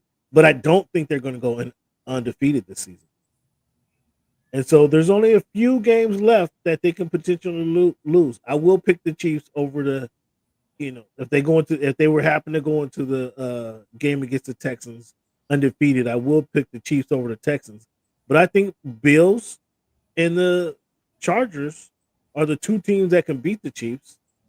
And I think it'll be poetic justice is not the word I want to use, but I think it would be apropos if the Bills beat the Chiefs. They can't beat the Chiefs in the playoffs, but this game, I don't want to say it doesn't matter, but it's not a win or go home situation. So I can see the Bills winning this game and the Chiefs suffering their first loss. I don't think they're going to go undefeated. So this is one of the 2 times I will pick against the Chiefs this week. Why do you think the Chiefs beat the Bills? Bills know how to win big games. Bills know how to win big games. Do not know how to win big games. Oh, got you. Okay. Like I'm saying, so I'm thinking if this was a playoff game, I'd be picking the Chiefs. This not being a playoff game, it's a regular season game. There's a lot of less pressure on this game. I don't think I think the Bills do win this game. It'll be apropos. I doubt this will happen. But if the Bills won this game 28-3 and they met in the playoffs in a few weeks, I would still pick the Chiefs to beat the Bills for the reason you just mentioned. But I think there's not a lot of pressure on this game.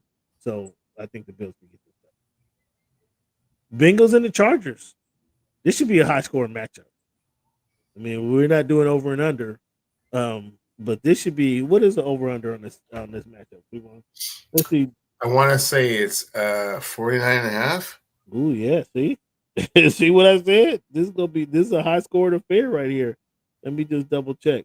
What will you go? What would you go if it was 49.5? I would go with the over because I think the Chargers will most likely win this game, but they're going to have to score at least 28 points to win it. Over and under 47.5. So you weren't far off. Yeah, I think it's going to be over, man. It might be a 35-31 type of game here. I can see that. I can see that. I can see that happening. But it'll be a good football game. That's not one of the games of the week, but it'll be a good football game worth watching. The Texans, this is traditionally a good football game, the Texans versus the Cowboys, but with the Cowboys looking the way they do, Texans easy. We both agree Minnesota going to win their game against the Titans. My picks against the spread. I took Miami. Miami, and I'm getting points against the Raiders. The way Miami looked on against the Rams and Matt Stafford. I mean, come on, we got after Matt Stafford, handled him pretty easily. They should be able to do that with the who's the quarterback of the Raiders? They haven't decided so far this week. They're still going to wait until. Oh, they're going to wait until game time. Yeah. Are either one of those guys Super Bowl champions? Are either one of those guys college football, national football champions? Yeah. Well, I didn't take it all the way back to college on him. I'm just trying to say. Do they have do they have a winning pedigree? Either one of those guys that might end up in the starting lineup. That's all I'm trying to say. I'm not worried about either one of those. One of them will end up in the starting lineup, but no, they don't have a national championship in college to speak of. Yeah, I'm not worried about either one of those guys. I'm going with ATL over the Broncos. I'm gonna take the spread there. Tennessee Titans. I'm gonna take that. That's a little high. That's a little high for who they're playing. The Vikings. Like the Vikings might win by 3. The way they looked last week. I'm going with them, but the way they look, they're not going to blow these Titans out. The Titans actually have a top 5 defense this season. You want to explain your picks against the spread? Sure thing. Pittsburgh at home. I think they can lose by no less than a field goal. The Commanders. Was it 3 when I put it on here? Okay. Moved up to 3.5. I think the Commanders can stay within a field goal. And the other game, I think that the Dallas Cowboys are about to make Jerry Jones have to take an emergency trip to ICU here any day now. Well, he's about to have a heart attack, huh? He's about to have a heart attack. Yeah. Ooh. I shouldn't say that on the show. So, for Cowboys fans, I'm so sorry. I am being somewhat sarcastic in what I'm saying, but wow, I think that the Cowboys are bad enough that the Houston Texans will beat them bad enough that it could be a cause for concern. Not wishing anything bad on anyone. Yeah, certainly. We get you. It's a sports show. It's all in fun. Jerry Jones is the owner of the most valuable franchise. You don't have to justify your pick, man. You don't have to justify your pick. That's not my pick. I'm just saying. Cowboy fans coming after you or something? No, I'm just saying. I said some things that were somewhat, derogatory. Like, hey, man, this might lead to him having health issues, and I just, Hey, that's part of the business, man. It's 2024, man. It's 2024, man. You gotta cover your bases. I'm saying. I wasn't trying to be all rude like that. Okay. I don't know. You keep bringing up Micah Parsons, Mika Fitzpatrick. I kind of feel differently. Mika Fitzpatrick. I mean, that's a totally different deal. I mean, you see the way he stopped that dude? Oh, see, see how you say the game, say the season. See how you do. Say everything. See how you do. My confidence picks. I got Miami, the Rams. For the Green Bay. You see, he's still going on, fans. You see, he's still going on. He can't shut up about Mika. He didn't. When I try to. I'm not buying. I'm not taking a bait. Okay. I'm not taking a bait. I have confidence picks for week 11. You were saying. Yeah, I'm not taking a bait. I got Detroit, Houston, Green Bay. I might get a 3-9 next week. Actually.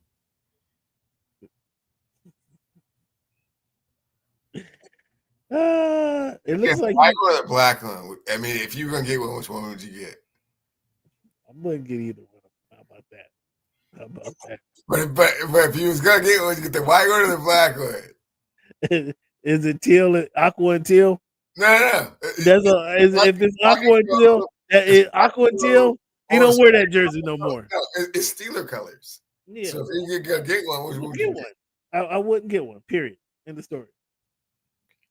But so the best 3 games I have coming up this weekend, Cleveland. The games I have my eye on is the Commanders and Eagles. The Ravens and the Steelers, and the Chiefs and the Bills. What game? What am I missing? We're life. Those are the games. Bengals and the Chargers. If you just want to see a high scoring game, the Bengals are tune into the Bengals and the Chargers. That'd be a good one. So there's our pick for the NFL this week. Let's talk about the NBA, Cleveland. The Warriors eke out a win over the Mavericks. Captain Clay's return back to the Bay Area. Clay scores 22. He goes 50% from deep. But that boy Curry is 37, 12 in the last 4 minutes of the game to give the Warriors a 10-point lead. To give the Warriors a win in this game. Did you watch that game? I did not watch the 3-pointer with like 30 seconds left, and watched Steph go crazy about it. Yeah. Steph went nuts. He scored, like I said, 12 points in the last 4 minutes of the game. The final 10 points for the Warriors. It was I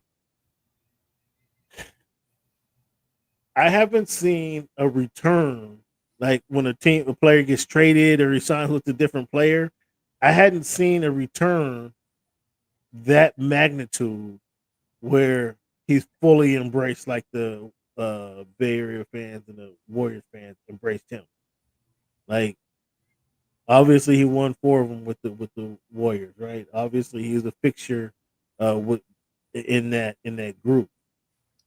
The way they cheered, and 18,000 fans had the Captain Clay hat on.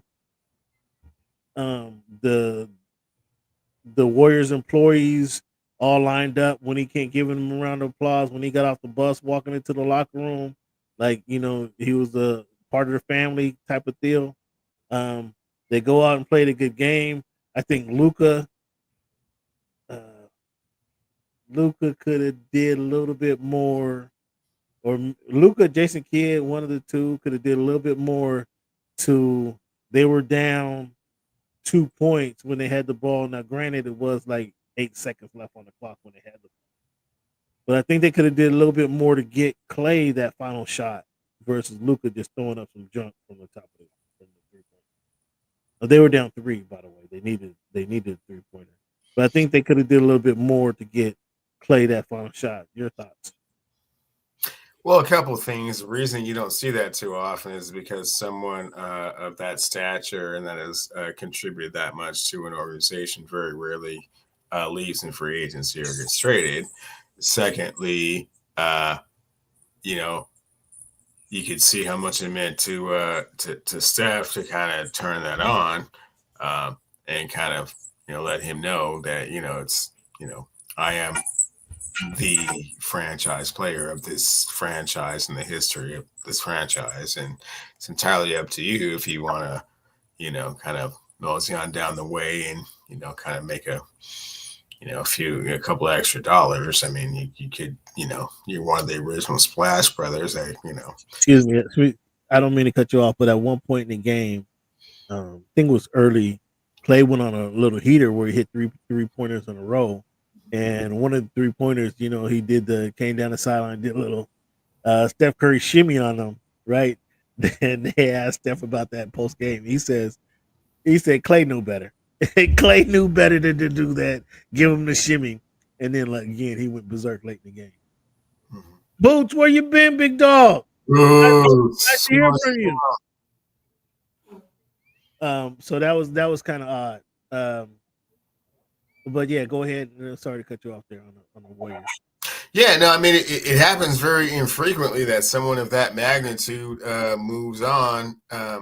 And when it happens, I mean, we're in that era of social media, and everything means a little bit more. And very rarely do you see Steph take regular season games this personally. So clearly, he understood the magnitude of what it meant, and meant a lot to him. I wasn't expecting it to mean that much to him, to be perfectly honest with you. Sure, why not? Why not? They both want to show. Because it's like against your ex. You want to show how well you're shining, right? Yes. So you asked me a question, let me answer my question. because they have played for the championship 6 times together. And once you play for a championship, you realize that regular season games are somewhat inconsequential to winning a championship. And this is very season games in November. Yeah. So it's like, jumping up and down and yelling in the camera after you just won a, gold medal a couple months ago and, you won most valuable player awards. It's like, okay.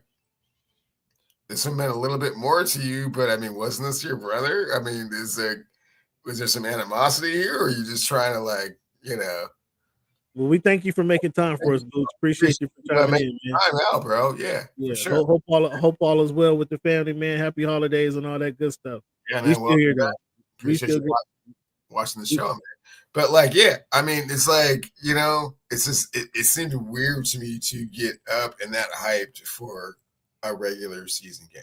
Even it's when you're like your brother that you've been with for 14 or 12 or 13 years together. It's like, wow, you seem to take that really to heart, energetic, it's like, okay, we gonna battle it out, all right, whatever. But it was just like, man, it seemed like more, or am I tripping?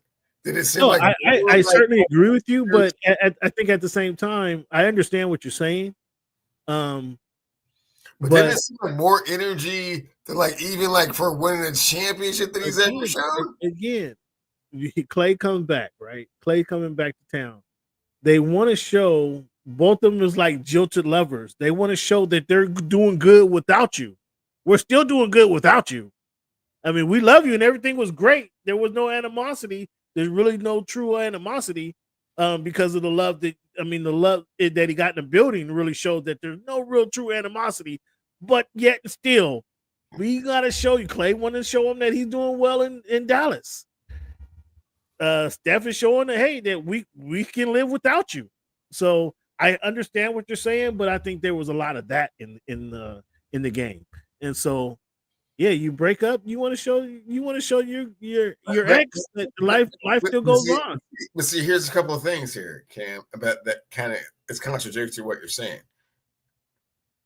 I could understand that if Steph was the one that made the decision, but he wasn't.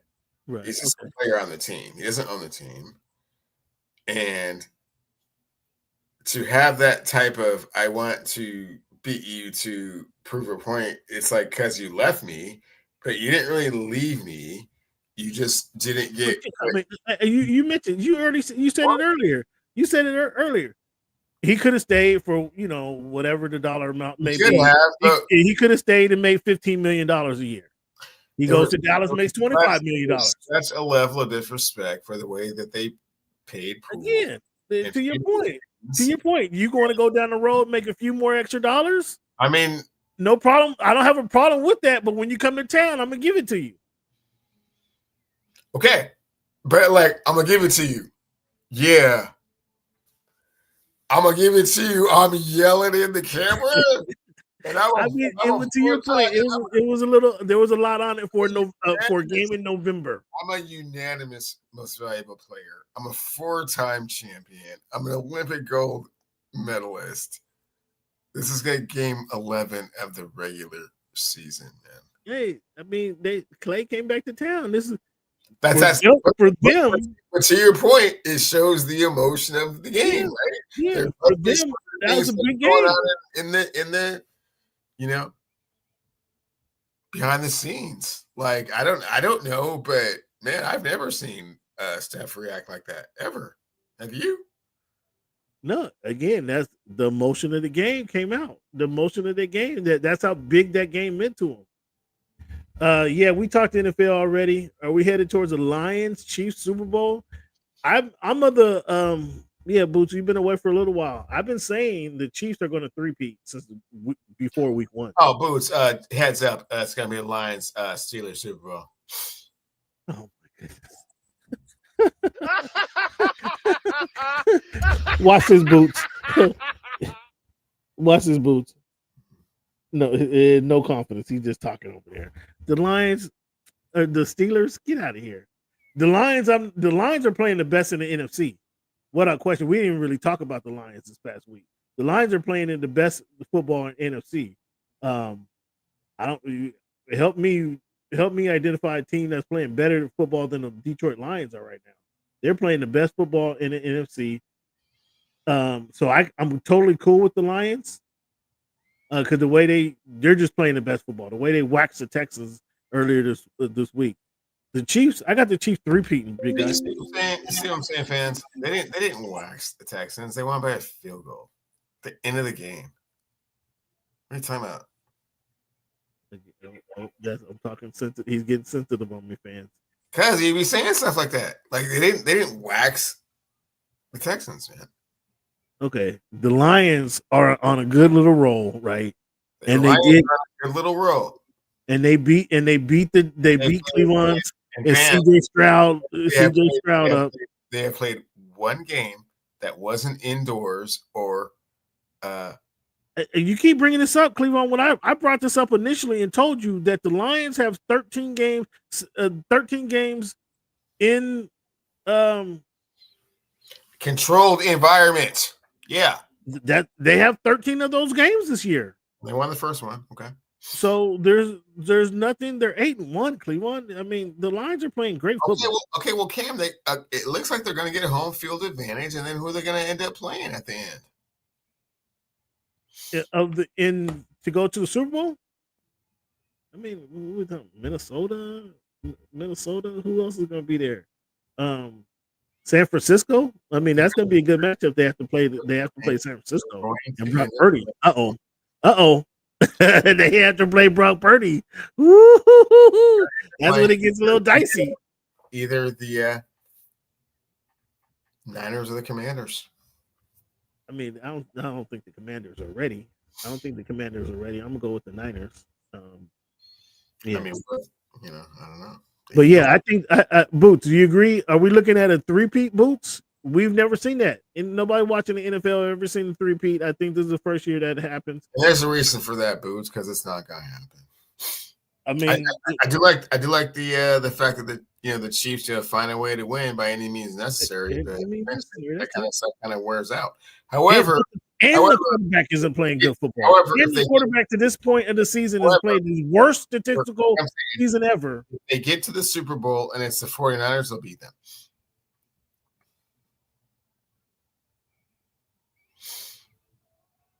It's going to be a good game. I mean, it's going to be good. But I got the 49ers number. You know what I'm saying, Boots? We're headed that way. I'm looking at the Niners going undefeated, Boots. What you think? Or excuse me, I'm looking at the Chiefs winning the three-peat when it all comes down to it. That's what you think on that? Back to the NBA, Cleveland. A lot to talk about. That game again. The most memorable return. I can't think of a more memorable return, and you kind of explain why. The most memorable return was LeBron James going back to Cleveland. There will never be anything even remotely like that. Oh, that's not even debatable, man. Really? I thought Clay's return was bigger than that. Oh, no. No? The league when LeBron went back to as a Heat or as a Laker? As a Heat. First one? Oh, wow. I mean, but there was some vitriol in that return. Some. Yeah, I mean, that's what I'm saying. Like this more than some. This was a little different. And this was a little different. And the fact that they welcomed, there was so much. This was a celebration. You're one of us. I'm so sorry you had to leave. That's made this different than LeBron going back and being the villain. The king leaving Cleveland and coming back. He was a villain. So yeah, that was a different tone. Yeah. Completely. Yeah. There you go. They're not gonna be undefeated, but yeah, I got a three-peat. I think it's gonna be a three-peat when it comes all down to it. I do. I picked the Bills this week. If you missed our pick segment, I picked the Bills only because I don't. Kind of Cleveland said it earlier. The Bills don't know how to win big games, so this is not they play the Bills this weekend is not as big as it would be if it was in the divisional playoff or the AFC Championship, where I see the Chiefs winning that game. This is not that big this Week 12 matchup. So therefore, I don't expect the Chiefs to go undefeated. I got the Bills or the Chargers in a couple weeks beating the Chiefs at some point. So giving the Chiefs either a loss or two during this regular season. But as Cleveland mentioned earlier, because the Bills don't know how to win big games, this is the game that they'll win when not much is on the line. The only thing on the line is undefeated record. They get in the playoffs, all the marbles are on the line. The Bills won't win that game. Yep, you got it right. You got it. You got it right. So yeah, you agree with me. There's going to be a three-peat in the line. Smart man boots. Yeah, I know.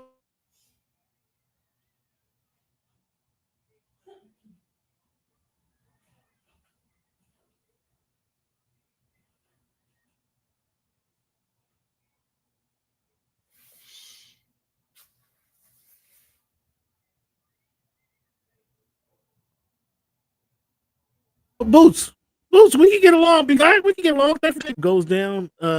Chet Holmgren goes down with a pelvic fracture. I mean, he hit the ground hard. I mean, he's only 135 pounds. He hit the ground hard. That just sounds painful. He's going to be out a couple months. KD suffers a calf strain. Ja Morant, you see, you jinxed him. I showed you the highlight play a couple weeks ago. UNSB talking about UNSB. How did I jinx him? You guys jinx him. I'm showing you guys a highlight a couple weeks ago. Oh, the guy is 6'2", 144 pounds. How can that? He can't keep doing that. And here he goes with the hip injury. He's out week to week. Jimmy out with a couple weeks with the ankle sprain. Tyrese Maxey, he goes out with the hamstring strain. Your guy Zion Williamson. Out indefinitely. Your guy with the hamstring chain. Your guy. Malik Monk out 2 weeks. I think he got a sprained ankle. Jose Alvarado. % your guy. Zion. I'll take Zion. Yeah, you take Zion and you'll take Malik Monk at the same time. Taking both. Well, yeah, Malik Monk. You guys kicked him to the curve after you guys won you a championship a couple years ago. Jose Alvarado. He goes down with the 6 week with the hamstring chain. Hamstring. AD, the Lakers are on right now. Is AD playing? I see LeBron doing the same old LeBron moves. 86-78. The Memphis Grizzlies without Ja Morant are beating the Los Angeles Lakers. How about that? Fellas? That sounds midway through the third quarter, something like that. Yeah, but they do have a score in the game. There's a score. I don't know if there's a ticker at the bottom of the screen where there's a score. There's a scoreboard, and right now the Memphis Grizzlies are up. Some white dude going to the line I never heard of. I had never seen before. Here, JJ Redick. Did you see JJ Redick the other day going to on the sideline after your guy Snitchy Russell took a ill-advised three? JJ Redick goes to the sideline and grabs his chair, just kind of jumping up and down the chair. Did you see that? Like, JJ, come on, dude. Like, JJ, have some goof about yourself over there. You're a head coach now. I still think, Cleveland, what do you, on another note, what do you think about these head coaches still wearing the sweats?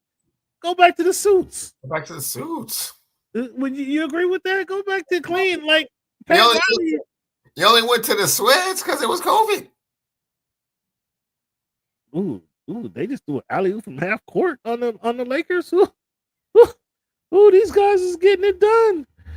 Yeah, go back. Somebody put on a suit, man, would you please? And get out of these sweats. Let somebody, let one of the local fashion designers dress you up, man. Give you a suit. Go back to the suits. I don't like the suits. Go back to the suits. Oh, see. There you guys are trying to tell. Hey, it's basketball. So now you don't want the guys making plays, SB. Now you don't want to see the fancy plays. You don't want to see the guys put on a show. Now is that what you're saying? Just get 2 points and go down the court. Is that all you want, SB? Help me out. because I try to go walk you guys through some of the best plays we've seen. SB, I don't know if you've been following the show yet. SB, Levon still has not showed me a highlight better than what Saquon did last week. By the way, I don't know if you was helping out on that because he has doubled down on his challenge. I will show you the some ways. AD aggravates his foot. I didn't know. Let me check the stats. I don't know if he's in. It was the eyeball. It was the eyeball this time. I want to see plays on playoffs. That's fair enough. I give you that. He be wearing the goggles this game because I think he's getting. He's getting sized up for the goggles. Is that what's going on? Yeah. Okay. Well, whatever it takes, Anthony Davis. They gave him the name Street Clothes. Whatever it takes. Because is he playing today? Don't look like he's in the game tonight. Should be. Oh, he's in the game. He's in the game. He played. He got 10 points, 3 for 10. He might need to get a prescription goggle. So. Okay. Well, he is averaging 31 and 10 for the season. I'm just. Well, he got to turn it on right now because he ain't getting 31 now. He's not on that pace. Shout out to Pop, man. Great Popovich suffering a stroke. No timetable for his return. We wishing you. We're praying for you, big dog. Get back as soon as you can. Did you see the play where Giannis elbowed Jaylen Brown as he was trying to go through the hole? They called a foul on Giannis, and then he stuck his hand out to Jaylen Brown and was kind of the too slow. He pulled it back to prank. Was that fair or foul for Giannis to do that? It's fair. Why Jaylen Brown getting all upset about it? Call him a child and all this stuff. Start calling him names. Because it's Jaylen Brown. Okay. The Cleveland Cavaliers, the aforementioned Cavaliers, have won 13 games in a row. They start the season 13-0. 6 teams who have started the season. 6 of those teams that started the season with the 12-0 record went to the finals. 3 teams won the titles. Will the Cavaliers make it to the finals? Any confidence in them making it to the NBA finals? Second round. Nah, they're better than the second round. That's where they've been. They're better than a second round team. Who's gonna beat them in the East? Your Knicks? Your 76ers? Your Boston Celtics? Who do you have beating those guys in the second round? Not the Milwaukee Bucks. They're moved up. Like you just said, any of the 3 or 4 mentioned teams that you mentioned will beat the Cleveland Cavaliers in the second round. Either the Boston Celtics, the Philadelphia 76ers, or the New York Knicks. You sure about that? 100%. The 76ers with the gimpy Joel Embiid and Paul George, who's not playing back-to-backs. Getting back into shape. The only question, the only concern, and maybe not even a concern, is that the 76ers got to get their record back in shape. Were they 2-8, 2-9? That's what I'm saying. Boost. I got. It's a long season. We are early in the season. It is no good. It's going to be kind of a long time, but once they get back into it, I mean, you know what I'm saying. None of you guys have Cavaliers making it to the Eastern Conference Finals. Wow, 0. Yeah, no, 0. Wow. I would love to see a 1-8 first round match, Cavaliers Sixers.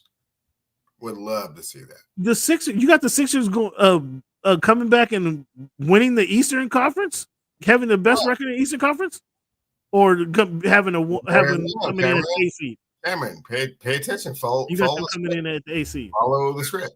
Your guys are 13-0. They could very easily be the number 1 seed in the Eastern Conference. The Philadelphia 76ers are struggling to win games, struggling for Joel Embiid to get into shape. Well, I mean, that puts them into the play. And Joel on the court at the same time. So imagine if they got the 8 seed. They had to play Cleveland. That's to put them in the playing tournament, obviously. No. We're past that. Okay. We're 1 versus 8. Ooh. And 1 is the Cleveland Cavaliers, and 8 is the Philadelphia 76ers. Who you got? Ooh, wait. He just talking about throwing some cold water on the team. Oh my goodness gracious, Boots. Boots. Wow.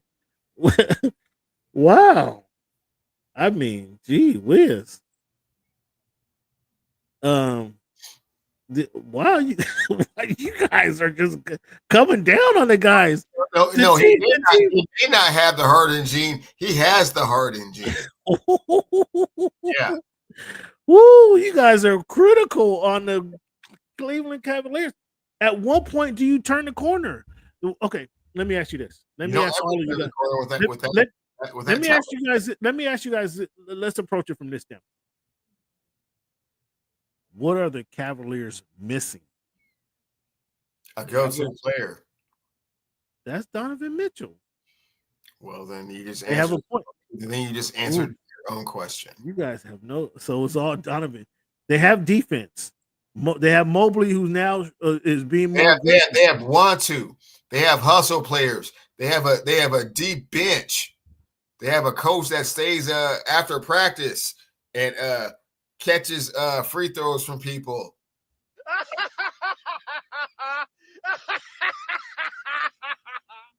Size in the backcourt.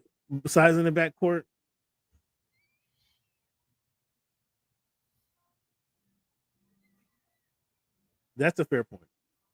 That's a fair point. But their competition, bro, they may not even have an all-star on their team. Oh no, they got an all-star. Mobley, yeah. Sure. What can they convince? At some point, what can they convince me that they can get past the second round? At number one, so I believe is that they actually haven't done anything to convince Cameron that they can get past the second round. I believe they start out 13-0 in the regular season without. I believe in continuity. This team has been together for like 3 years now. That has to pay off that has to pay off at some point. Do you think you guys are the only? Do you think that you numbskulls are the only people that are taking shots at Donovan Mitchell or has taken shots at Donovan Mitchell? He has something to prove at this point. Oh, really? Because Garland has something to prove. That's why he's not in Utah anymore, because they've been taking shots at him forever. Do you remember the way he responded when Shaq took shots at him? So listen, here's the thing. Here's the thing. What were they asking him to do in Utah? What were they asking him? What are they asking him to do now, Cameron? They were asking him run the ball or run the floor. They were asking him to make plays, be the best player on the team, make all the plays on the team. Here in Cleveland, they have Garland to be the point guard. They have Mobley and my man with the fro playing defense. Jared Allen playing defense. So all he has to do is score. That's the best thing he do. That's all he has. Yeah, that's cool, man. Second round. Oh goodness. When he got beat by. Yeah. Boots watches who? Wow. You got no love for Cleveland, no love from Donovan Mitchell. Gee whiz. So how many games? Well, I guess I'll ask you next week. How many games before you guys actually have some belief in what these guys of with the Cleveland Cavaliers who they are? They can go 65-17 and lose in the first round. You guys, Cole. Celtics lose to the Pistons. But you guys are confident that the Celtics is going to beat the Cleveland Cavaliers should they meet up in the playoffs. You know, Cameron, I was like so dejected with the Detroit Pistons coming out the chute, and man, cut it out. They've had some decent wins. Recently, they have been punching some people in their face. They have had some decent wins in their face. I mean, clearly that wasn't supposed to happen. Yeah. So okay. So Celtics, the Bug. I mean, they've had some good wins. I'll give you that. They're almost 500. I believe if the playoffs started today, they would be in the playoffs. Let's see. Let's see if the playoffs started today. Were the Detroit Pistons? No, they're in the play-in tournament. They're in the play-in if it started today. They're in the play-in tournament. Okay. But if the playoffs started today, you know who the number 2 seed in the West is. The number 1 seed in the West after their win tonight is the Oklahoma City Thunder. That's my pick, fellas. If you didn't know, Boots, if you didn't hear it before, SB, if you didn't know it before, I got OKC Thunder. And you got a pound on it, right? I got a pound on it. Say it again. OKC Thunder. That's my pick to win it all. So, any issues with that, fellas? They're 10-2 right now. One of the biggest issues is that their second best player is going to miss 3 to 4 months. So the seeding might be a little bit. No. It's 2 months. It's two months. Like give them. So it gets reevaluated. Yeah, I know, right? But I'm telling you, these young guys, they have Williams brothers. How'd that foot thing go at the pro-am? Missed the whole year, right? I mean, just being frail, not being in shape, It's not being frail. It's being 7'2", 7'3". Well, no, 160, 165. That's the problem. But I still got. I mean, SGA. There's no SGA is on an MVP trajectory this season. He's playing like an MVP. Quite possibly so. And they got the Williams brothers. Just give the Williams brothers a chance to. And Hartenstein's not healthy either. So he's coming back. I mean, settle down, hold your horses. Hartenstein will be back in a couple weeks. Yeah, welcome to the party. Well, here they are. Here they are. It's their time, and so I'm going with them. I'm riding with them. Since my Clippers ain't gonna be in the playoffs, I'm riding with OKC Thunder to the Western Conference Finals, and it'll be a hard fought, losing 5 or 6. Oh, let's see. I mean, I'm at least you're coming around because you were trying to say second round a week ago. At least you're coming around. Can Jokic carry the Nuggets back to the finals or back to the Western Conference Finals? Like he's doing it solo. We all don't expect Russ to come through. We all don't. Michael Porter hasn't shown that he's ready to take the next step. Aaron Gordon's contributing more than he usually does, and Jamal Gordon's. I mean, he's not. I don't want to disrespect. I think Aaron Gordon's in a great situation. He's just not going to be the difference maker. He's not going to go off for 25 or 30 on one particular night. He's not that type of guy. He's a very solid. I don't want to disrespect Aaron Gordon. He's a very solid complementary piece, but he's not going to be the difference maker in the Nuggets going from round 2 to round 3, round 2 to the Western Conference Finals. He's not going to be that difference maker. Jokic is doing it all right now. I think up until a couple games ago or a couple days ago, he was leading the league in points, rebounds, and assists. Like that's unheard of, right? That's what Bron was doing when they were in the bubble. Didn't he lead the playoffs? I don't think he's really doing that, but that sounds cool.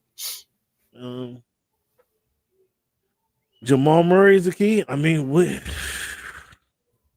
Jamal Murray is the key to the playoffs in general as a whole, to the championship. I hope they pull that New Balance commercial. I hope they pull that New Balance commercial that starts off with Tyreke Maxey passing to Kawhi Leonard, who passes to Jamal Murray. All those guys are hurt. I hope they pull that commercial. Pull that commercial. Yeah, unless they redo it without a Kawhi Leonard. Yeah. All three of those guys aren't Jamal Murray. Is Jamal Murray playing right now? Is he playing right now? I don't know that he's playing. Did you see the quote from SB? Jamal Murray is the key. He's the most important player in the NBA. If he's healthy, then Denver Nuggets will win the championship. If he's not, then they won't. Who is this guy? Champy. What's up, Champy? Thanks for chiming in. The most talented offense in the NFL. Champ. Oh. Champy. More talented than the Detroit Lions offense at present after 11 weeks. Interesting. Champy. You got me speechless, Champy. We're not getting back into NFL topic right now. I'm going to hold that one, big guy. Those cards. I like it. With the Mexican flag. That's dope. I love it. Champy, I don't know about that one. Appreciate the feedback, though. I don't know about that one. I mean, they're on a run, though. They are on a run because they beat some decent teams. They will score a bunch of points on you, and if that shortstop gets out in the open field, it's hard. You problem. So the Celtics just have a problem with the Atlanta Hawks. I mean, because the Atlanta Hawks have some young, vibrant players. I mean, with or without Trae Young, I don't know how Trae Young is still sticking there. But the Celtics just have a problem with the Atlanta Hawks. The Hawks beat them last night. What's your thoughts on the Atlanta Hawks? Are the Celtics vulnerable this season? They won a championship last year. Has there been a letdown from this season, do you guys think? They've been very driven to start the season, but what I have seen is that a lot of the teams got off to a really quick super start, and then I was surprised at how quickly a lot of those teams that got out to those quick starts regressed back to the mean. Most notably, we talked about Detroit kind of coming on, and your Grizzlies kind of doing their thing, and Houston, I believe, somewhere in the 5 or 6 spot right now. Houston just beat the Clippers today.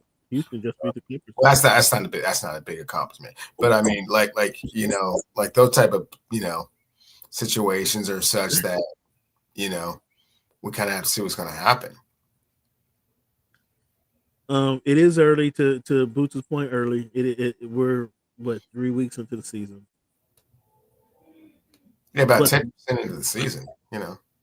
But the Bucks, I mean, you can't just keep saying, okay, it's early and get into December and have single-digit wins and expect to do something later on. I mean, you're digging yourself a hole, specifically the Bucks, specifically the 76ers. Oh, well, you already know what's going to happen over there, man. Giannis and Thanasis are going to turn on Doc Rivers and get him in the corner and, just beat his ass. Okay, so they get him out of there, they get rid of Doc, and they bring in another head coach, and so now they're going to have 3 coaches that they're paying to be the head coach once they bring in the other guy.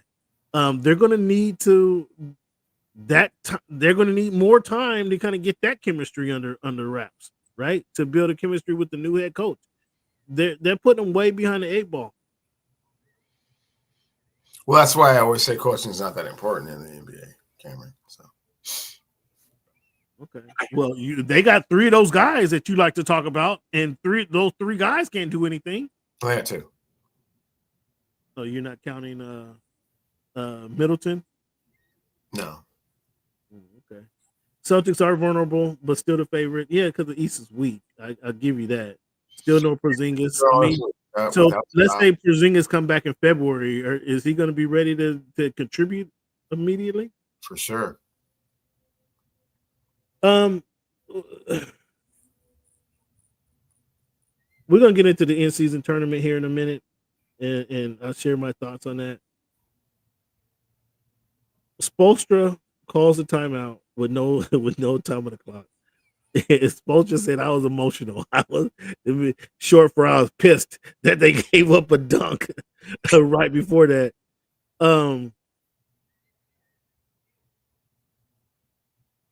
Does Spoelstra deserve? He takes the blame. He said it was his fault. He owned up to it, but just a minor mistake and we move on, or does Pat Riley look at that situation a little harder?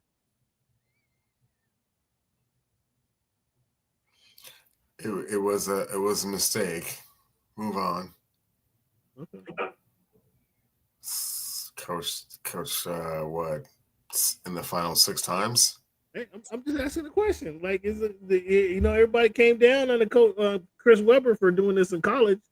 He does the same thing. Like, we're just saying, okay, he gets a pass.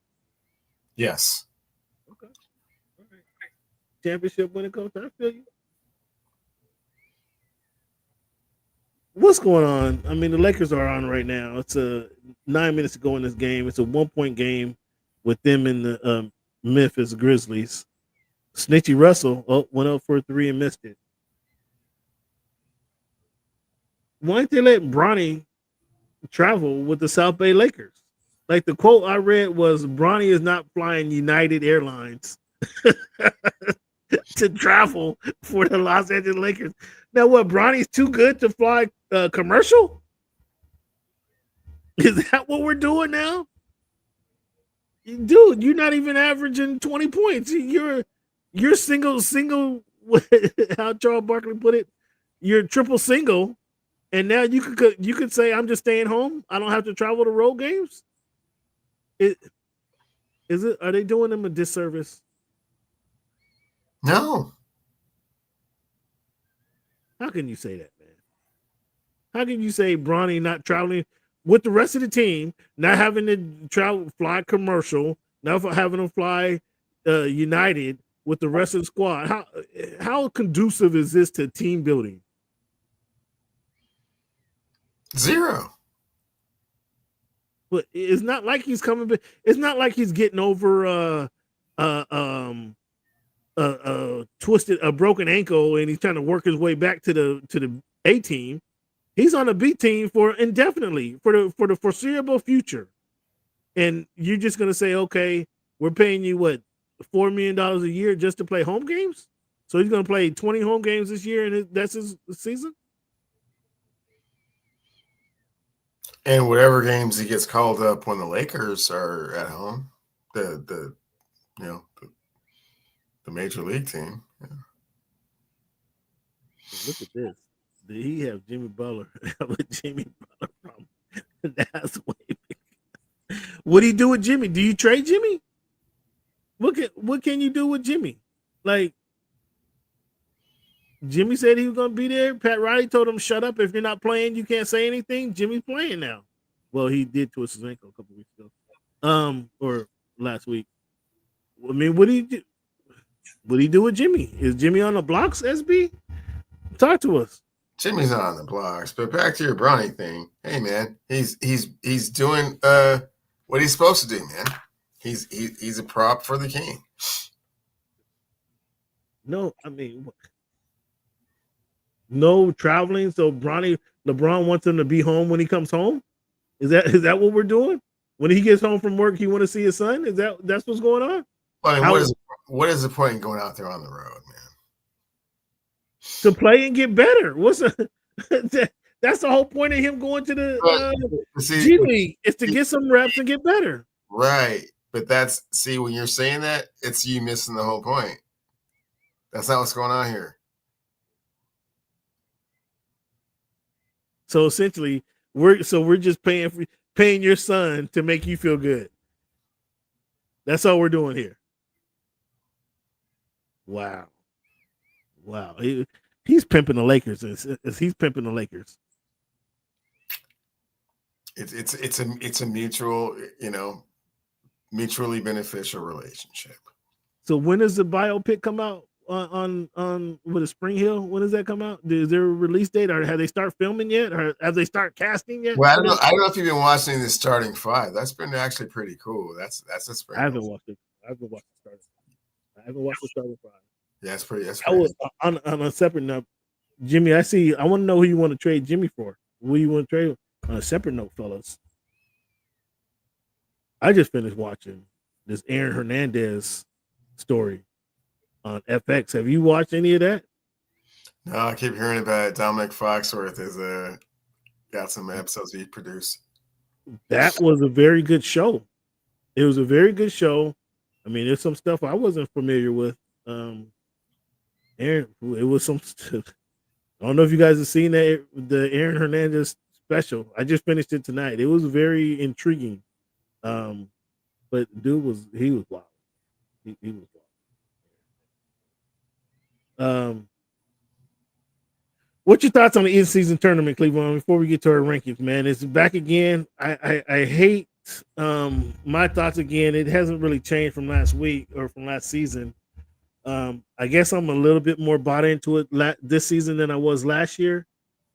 I just wish that they formatted it where it's they have the tournament all of November.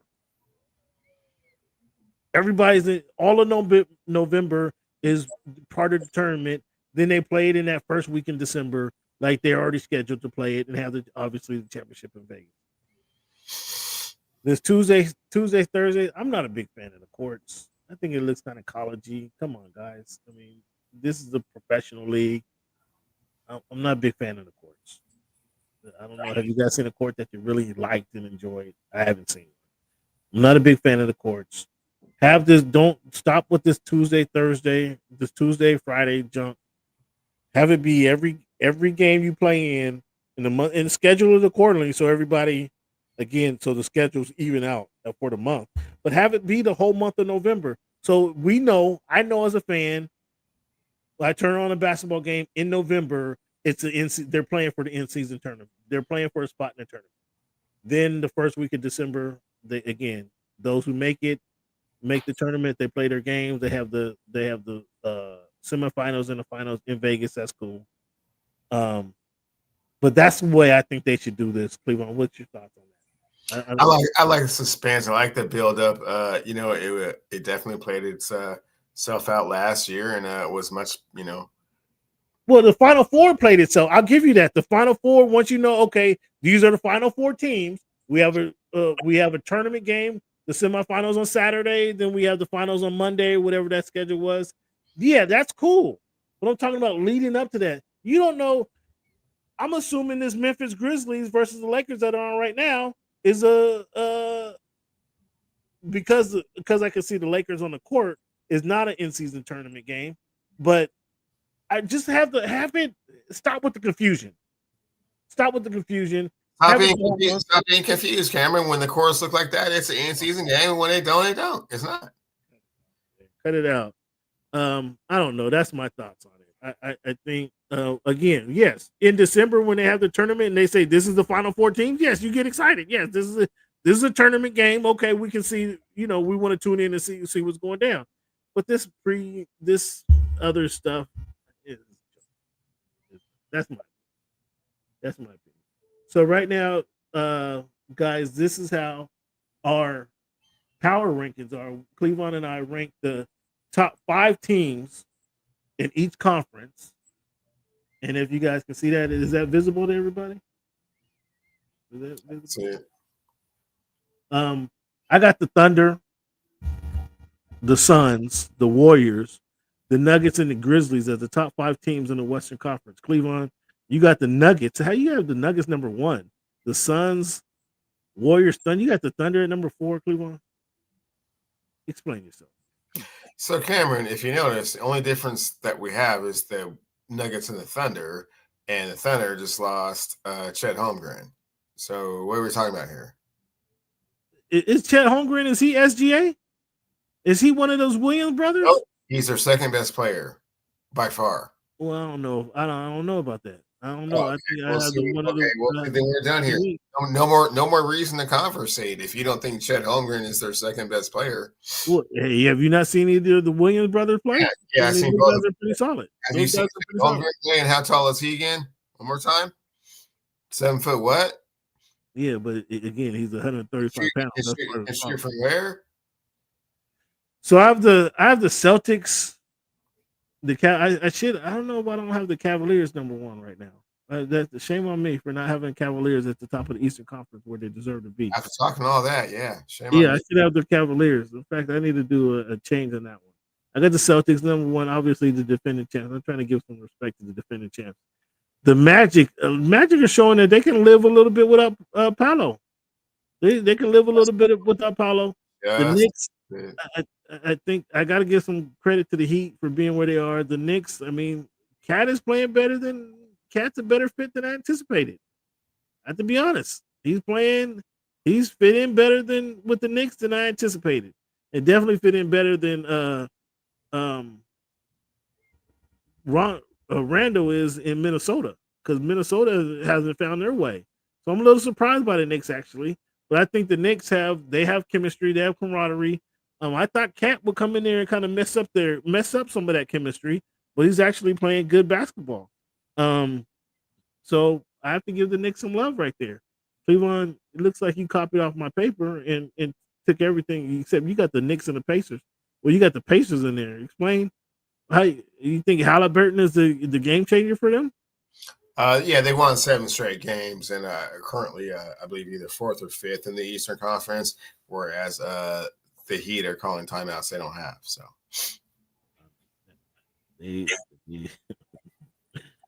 oh, that's a cold.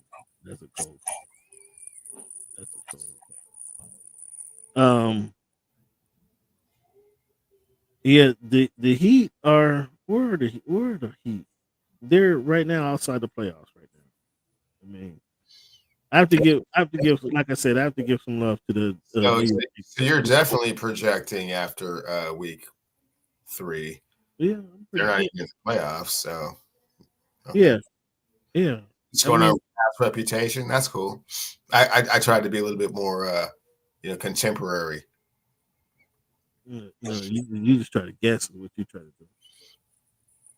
All right, man. Let's move on. Let's get into our This Week in History segment. Cleveland got some interesting stuff, man. Interesting week here. 11-13 Cleveland, 1875. Harvard and Yale played their first college football game with uniforms. November 13th, 1894, African-American inventor A.C. Richardson, Cleveland, patents the casket lowering device. Oh. Interesting. I didn't know that. Here's a story, man, this is news to me. November 13th, 1938, Cleveland, Lloyd Gaines files a lawsuit after being denied admission to University of Missouri Law School in 1935 because he was black. The court ruled in his favor, required Missouri to admit him or set up a black law school. He disappeared 3 months later, never to be found again.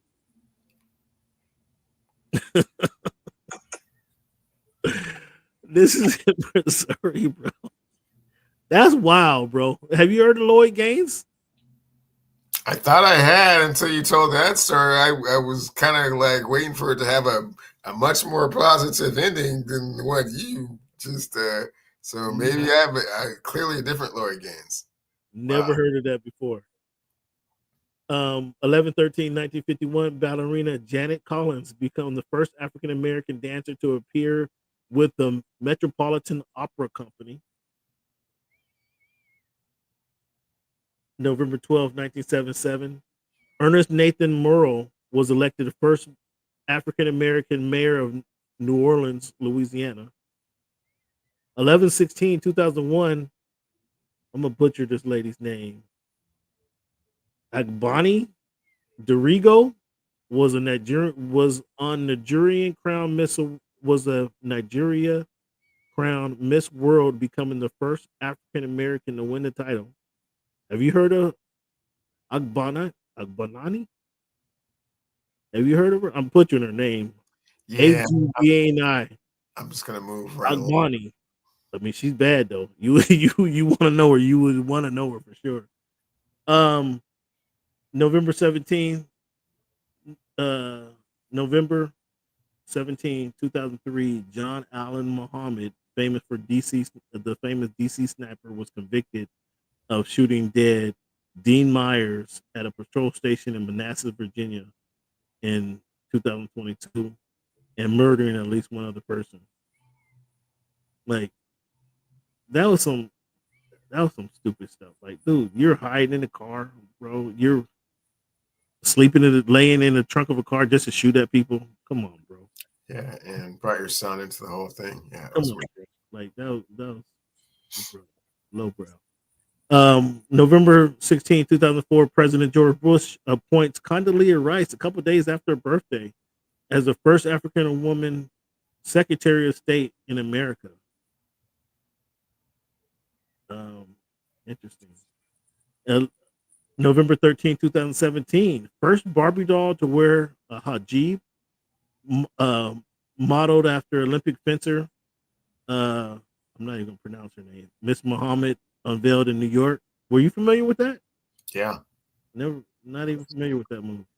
11/13/1968, Cleveland. St. Louis Cardinal pitcher Bob Gibson edges out Cincinnati Reds Pete Rose to win the National League MVP. November 13, 1982, WBA lightweight champion Ray Boom Boom Mancini defeats South Korean challenger Doo-Ko Kim by TKO in the 14th round in Las Vegas. Kim collapsed, falls into a coma, and dies 4 days later. As a result of this, WBC shortened the bouts to 12 rounds. WBA, WBO followed suit in 1988 and IBF in 1989. Were you familiar with that, Mr. Boxing fan? Yeah, I thought it was the 13th. It might have been the 14th, but yeah, no, that was big time stuff. And actually, Boom Boom, yeah. and actually, Boom Boom retired after that. After that, yeah, he was done.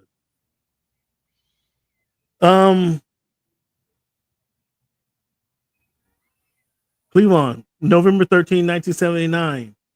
Which two players shared the National League MVP award for the first time? In baseball, two National League players. 1979.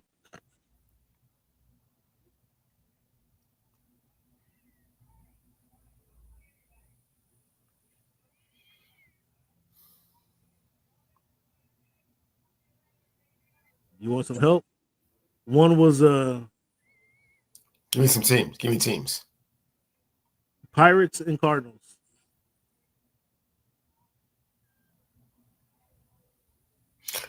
Dave Parker.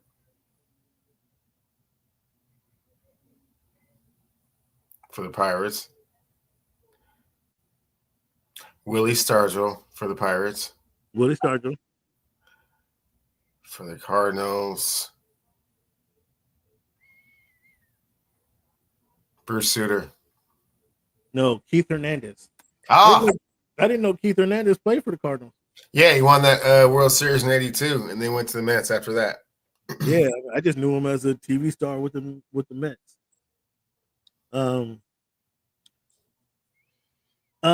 You okay with the college football brackets? What you think? Ole Miss beats Georgia. Georgia drops to 11. Bama beats LSU.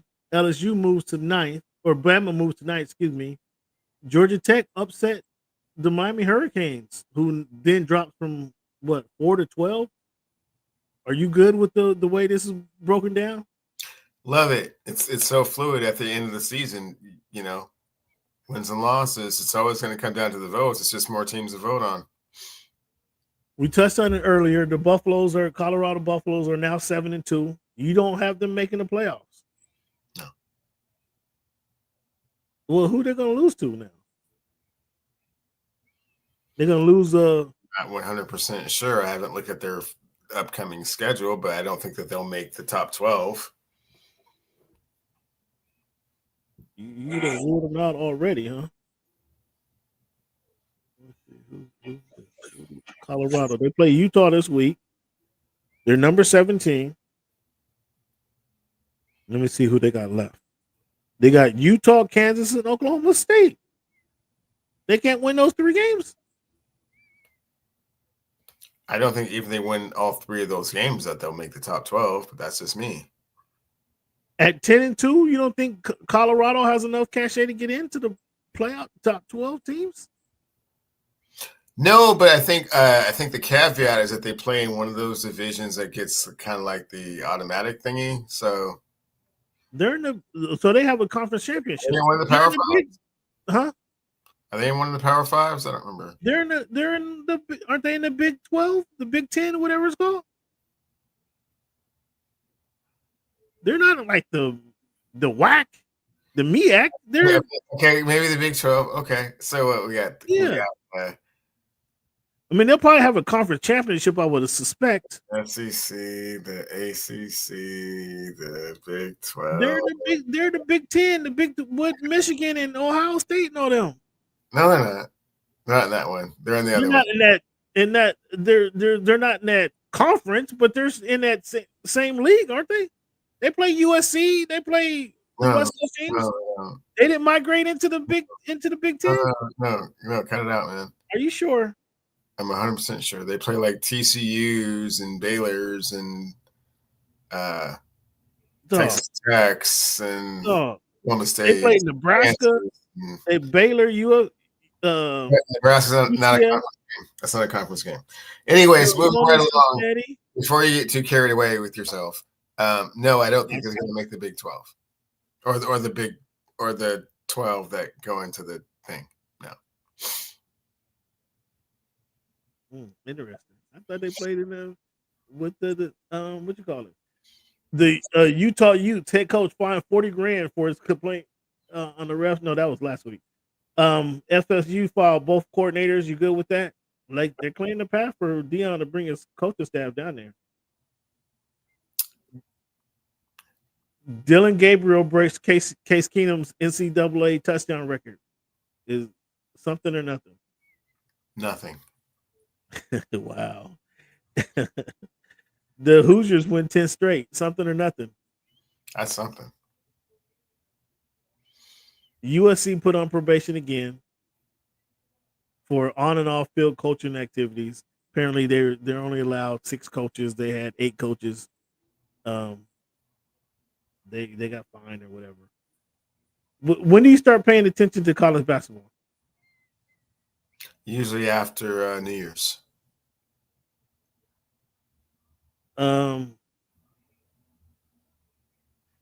Friday night we had Keyshawn Davis Shine, who fought in Norfolk, where that was a pretty decent fight card. A lot of young fighters. Keyshawn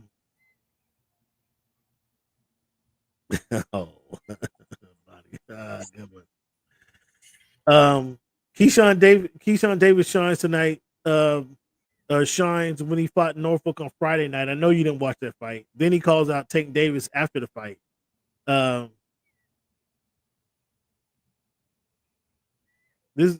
you novice boxing fans don't like to watch these young boxers, young up and coming boxers. Of course, it was a Friday night, so I'm not sure if you was out on the town or you just don't want to watch it because it wasn't Floyd Mayweather. What do you think about the young fighter calling out Tank Davis? Can't ask you was ready because you have no idea if he was ready or not. Nothing. I think nothing of it. Yeah. Nothing of it. Yeah. He's not ready. He's not ready for Tank Davis. I'm so sorry, Cam. I just came off of watching the Bivol. Listen to him. Listen. Bivol fight. That was weeks ago. Okay, but you got to watch the up and comers. That's like saying if you're not watching. If you don't watch the Memphis Grizzlies or the Minnesota Timberwolves, I'm gonna watch 2 undefeated champions and watch how rigged that is. Why would I watch some people I never heard of?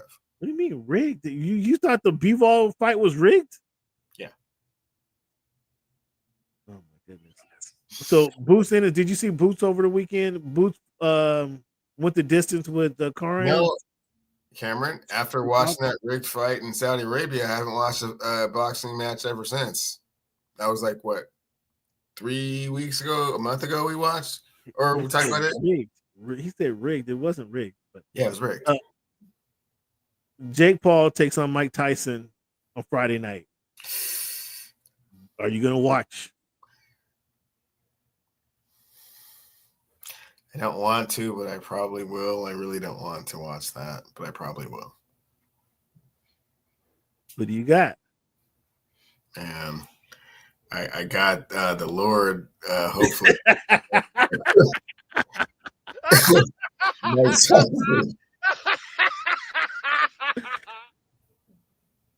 I mean, come on. I'm on air. I don't want to date myself, man, but I remember a fight back in the day. I remember my dad getting so mad. They let Ken Norton fight Jerry Cooney. one time. And I remember just that he was just in the corner, just left, right to his face, like it was some punching bag. Like, I'm hoping they don't let that happen to Mike.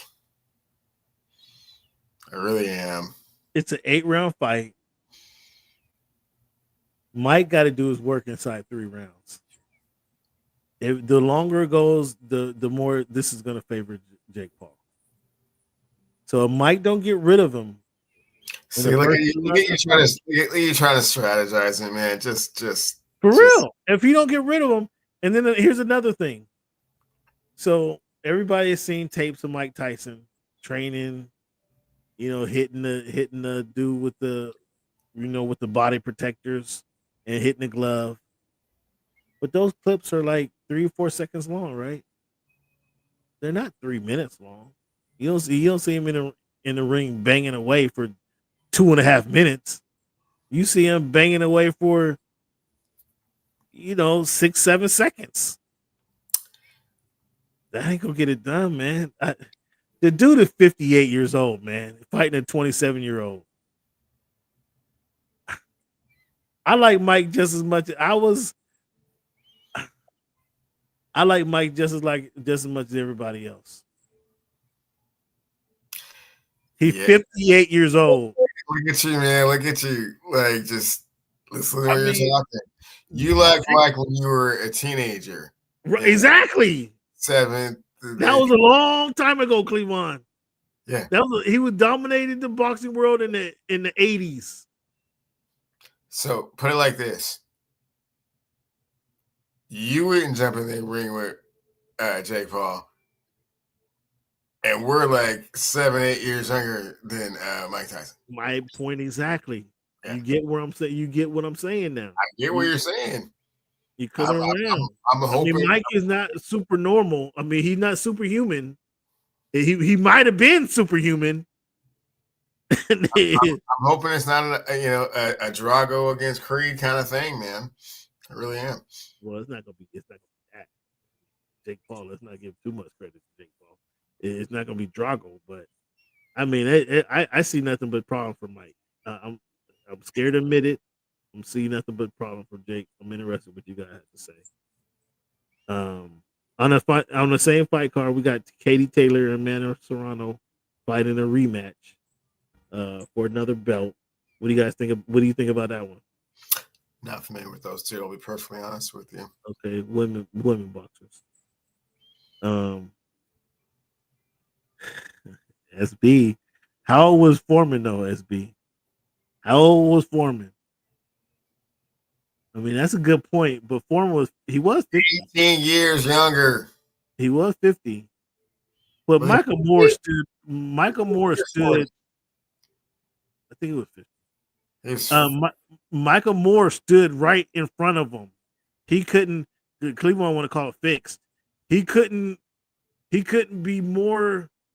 They couldn't carted him out there and stood him right in front of.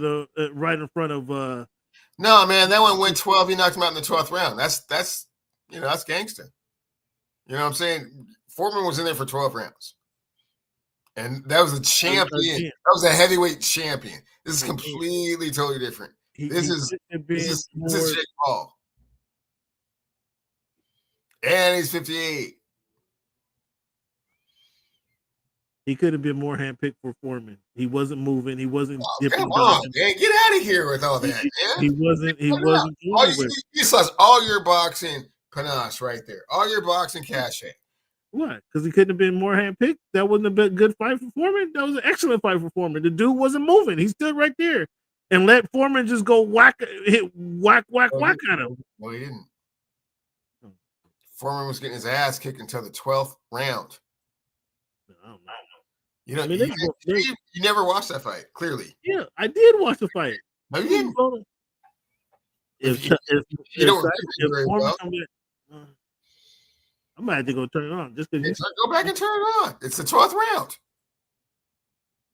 round. Well, it's gonna be. I don't know. It's another fight. John Bones Jones fights Stipe Miocic. Okay. I'm down to watch the spinning back fist. There's nothing like the spinning back fist, man. You want to see both of these guys who haven't fought in 3 years? You want to see both of these guys get in the ring? Because if Bones Jones wins this one, oh man, the Brazilian is next, and there cannot be a bigger fight. Who? What Brazilian? I forgot Cat's name, man. The dude, was it 2 fights ago? He got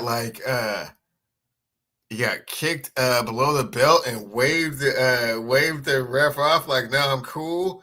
And then like 5 seconds later, knocked that dude out. Really? And then won the fight. The last fight, it was like, okay, he's ready. He's ready for Bones. Bones ain't fighting in 3 years. There can't be no other fight.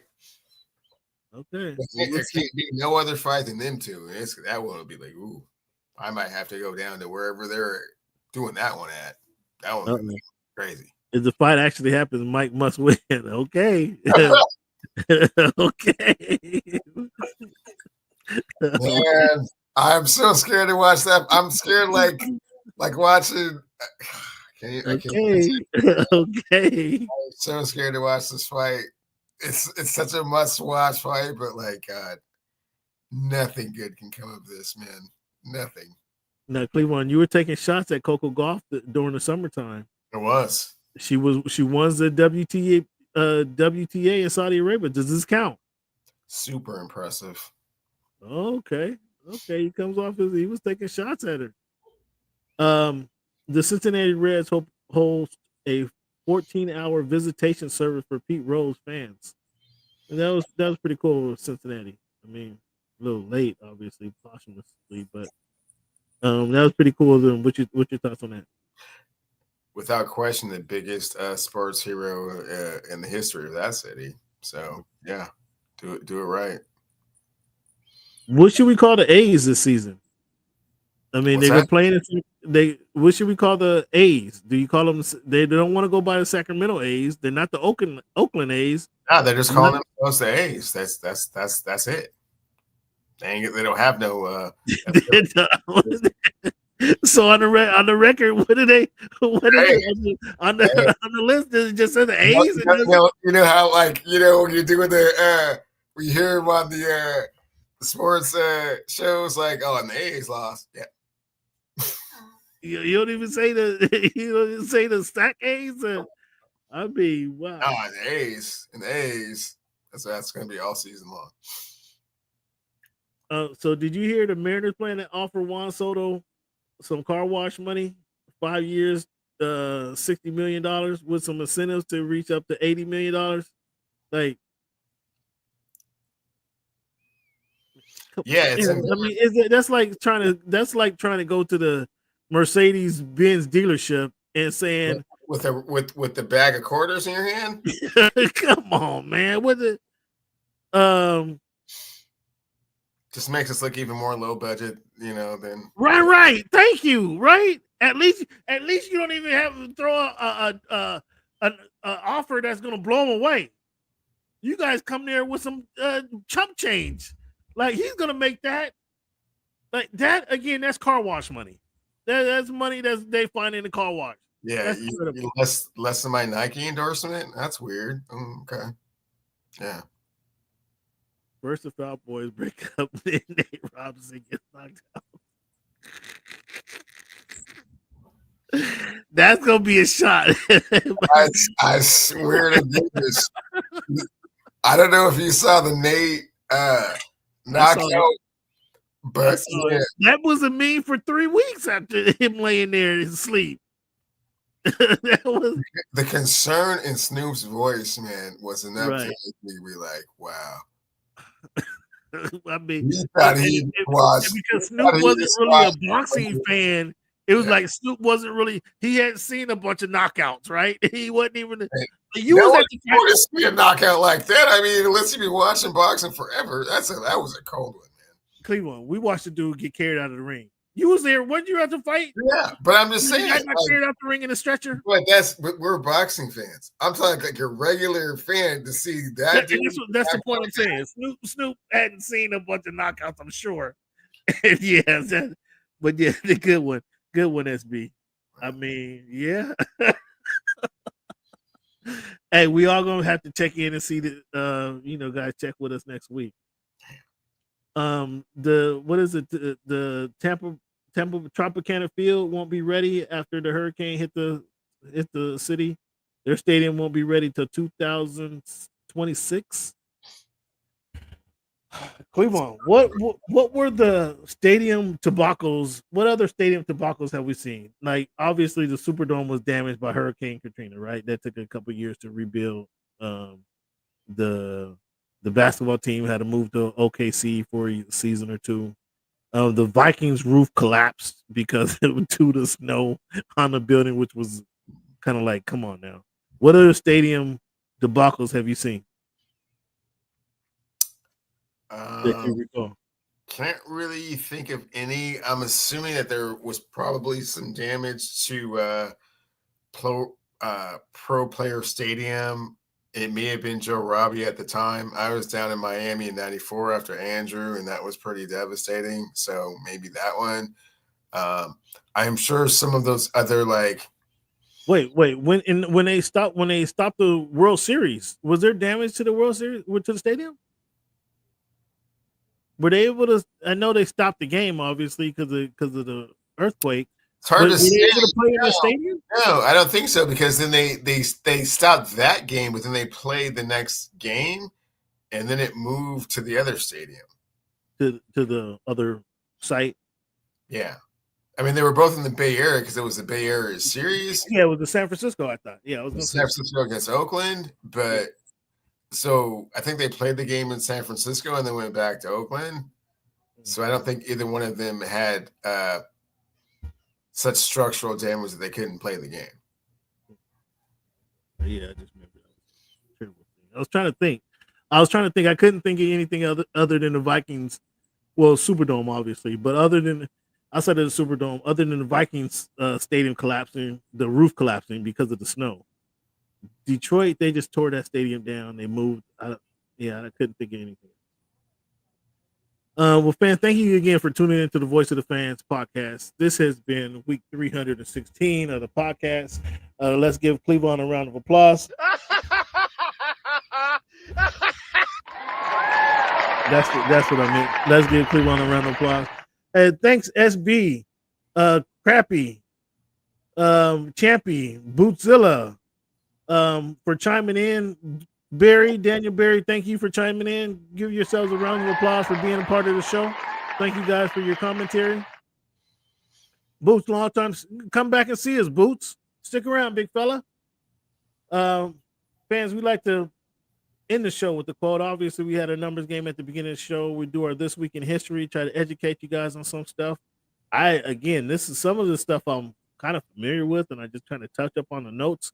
I was never familiar with Lloyd Gaines in that situation in Missouri. How a dude just goes missing. Like, that was real news to me. Again, just want to educate you guys on some of the things that happen in America. And then I like to end the show with the quote that hopefully you guys can use to kind of motivate yourselves and carry you through the rest of the week. The quote I have this week, Cleveland, is, "He who is not courageous enough to take risk will accomplish nothing in life." That's the greatest boxer of all time, Mr. Muhammad Ali. One more time. He who is not courageous enough to take risk will accomplish nothing in life. That's Muhammad Ali. Once again, fans, I want to say thank you guys for tuning in. Give yourselves a round of applause for being part of the show. Thanks to everybody who chimed in on the chat. Thanks, Cleveland. Cleveland, let the people know where they can find you so they can give you some praise for the Lakers beating Memphis Grizzlies tonight. Oh, did they? Oh, and on my ticker, I'm so sorry. LeBron James becomes oldest player in NBA history with 3 straight triple doubles, passing himself. It's week 3. We already talked about this early in the season. Clevie Wonder on Twitter, Clevie Wonder on Instagram, and Clevie Wonder on Twitter and TikTok. Cleveland Steele on Instagram. You can follow me at @_Voice of the Fans on Twitter, @_Voice of the Fans on Twitter. We'll have some commentary going down this weekend. We got some good fights. The John Bones Jones fight is on Saturday. Tyson and Paul go down Friday night. Are you watching? If you're watching, Send me a message on Twitter so we can have a little conversation. So scared. Everybody's gonna be on pins and needles, biting their nails. I mean, I can't. I want to say I can't wait, but I want to see the outcome. I guess that's more so what I'm anticipating. I want to see the outcome. I got to see the results, man. But everybody, thanks again for tuning into the Voice of the Fans podcast. Enjoy the rest of the week. Give yourselves a round of applause. As always, fans, thank you for making our voice your choice.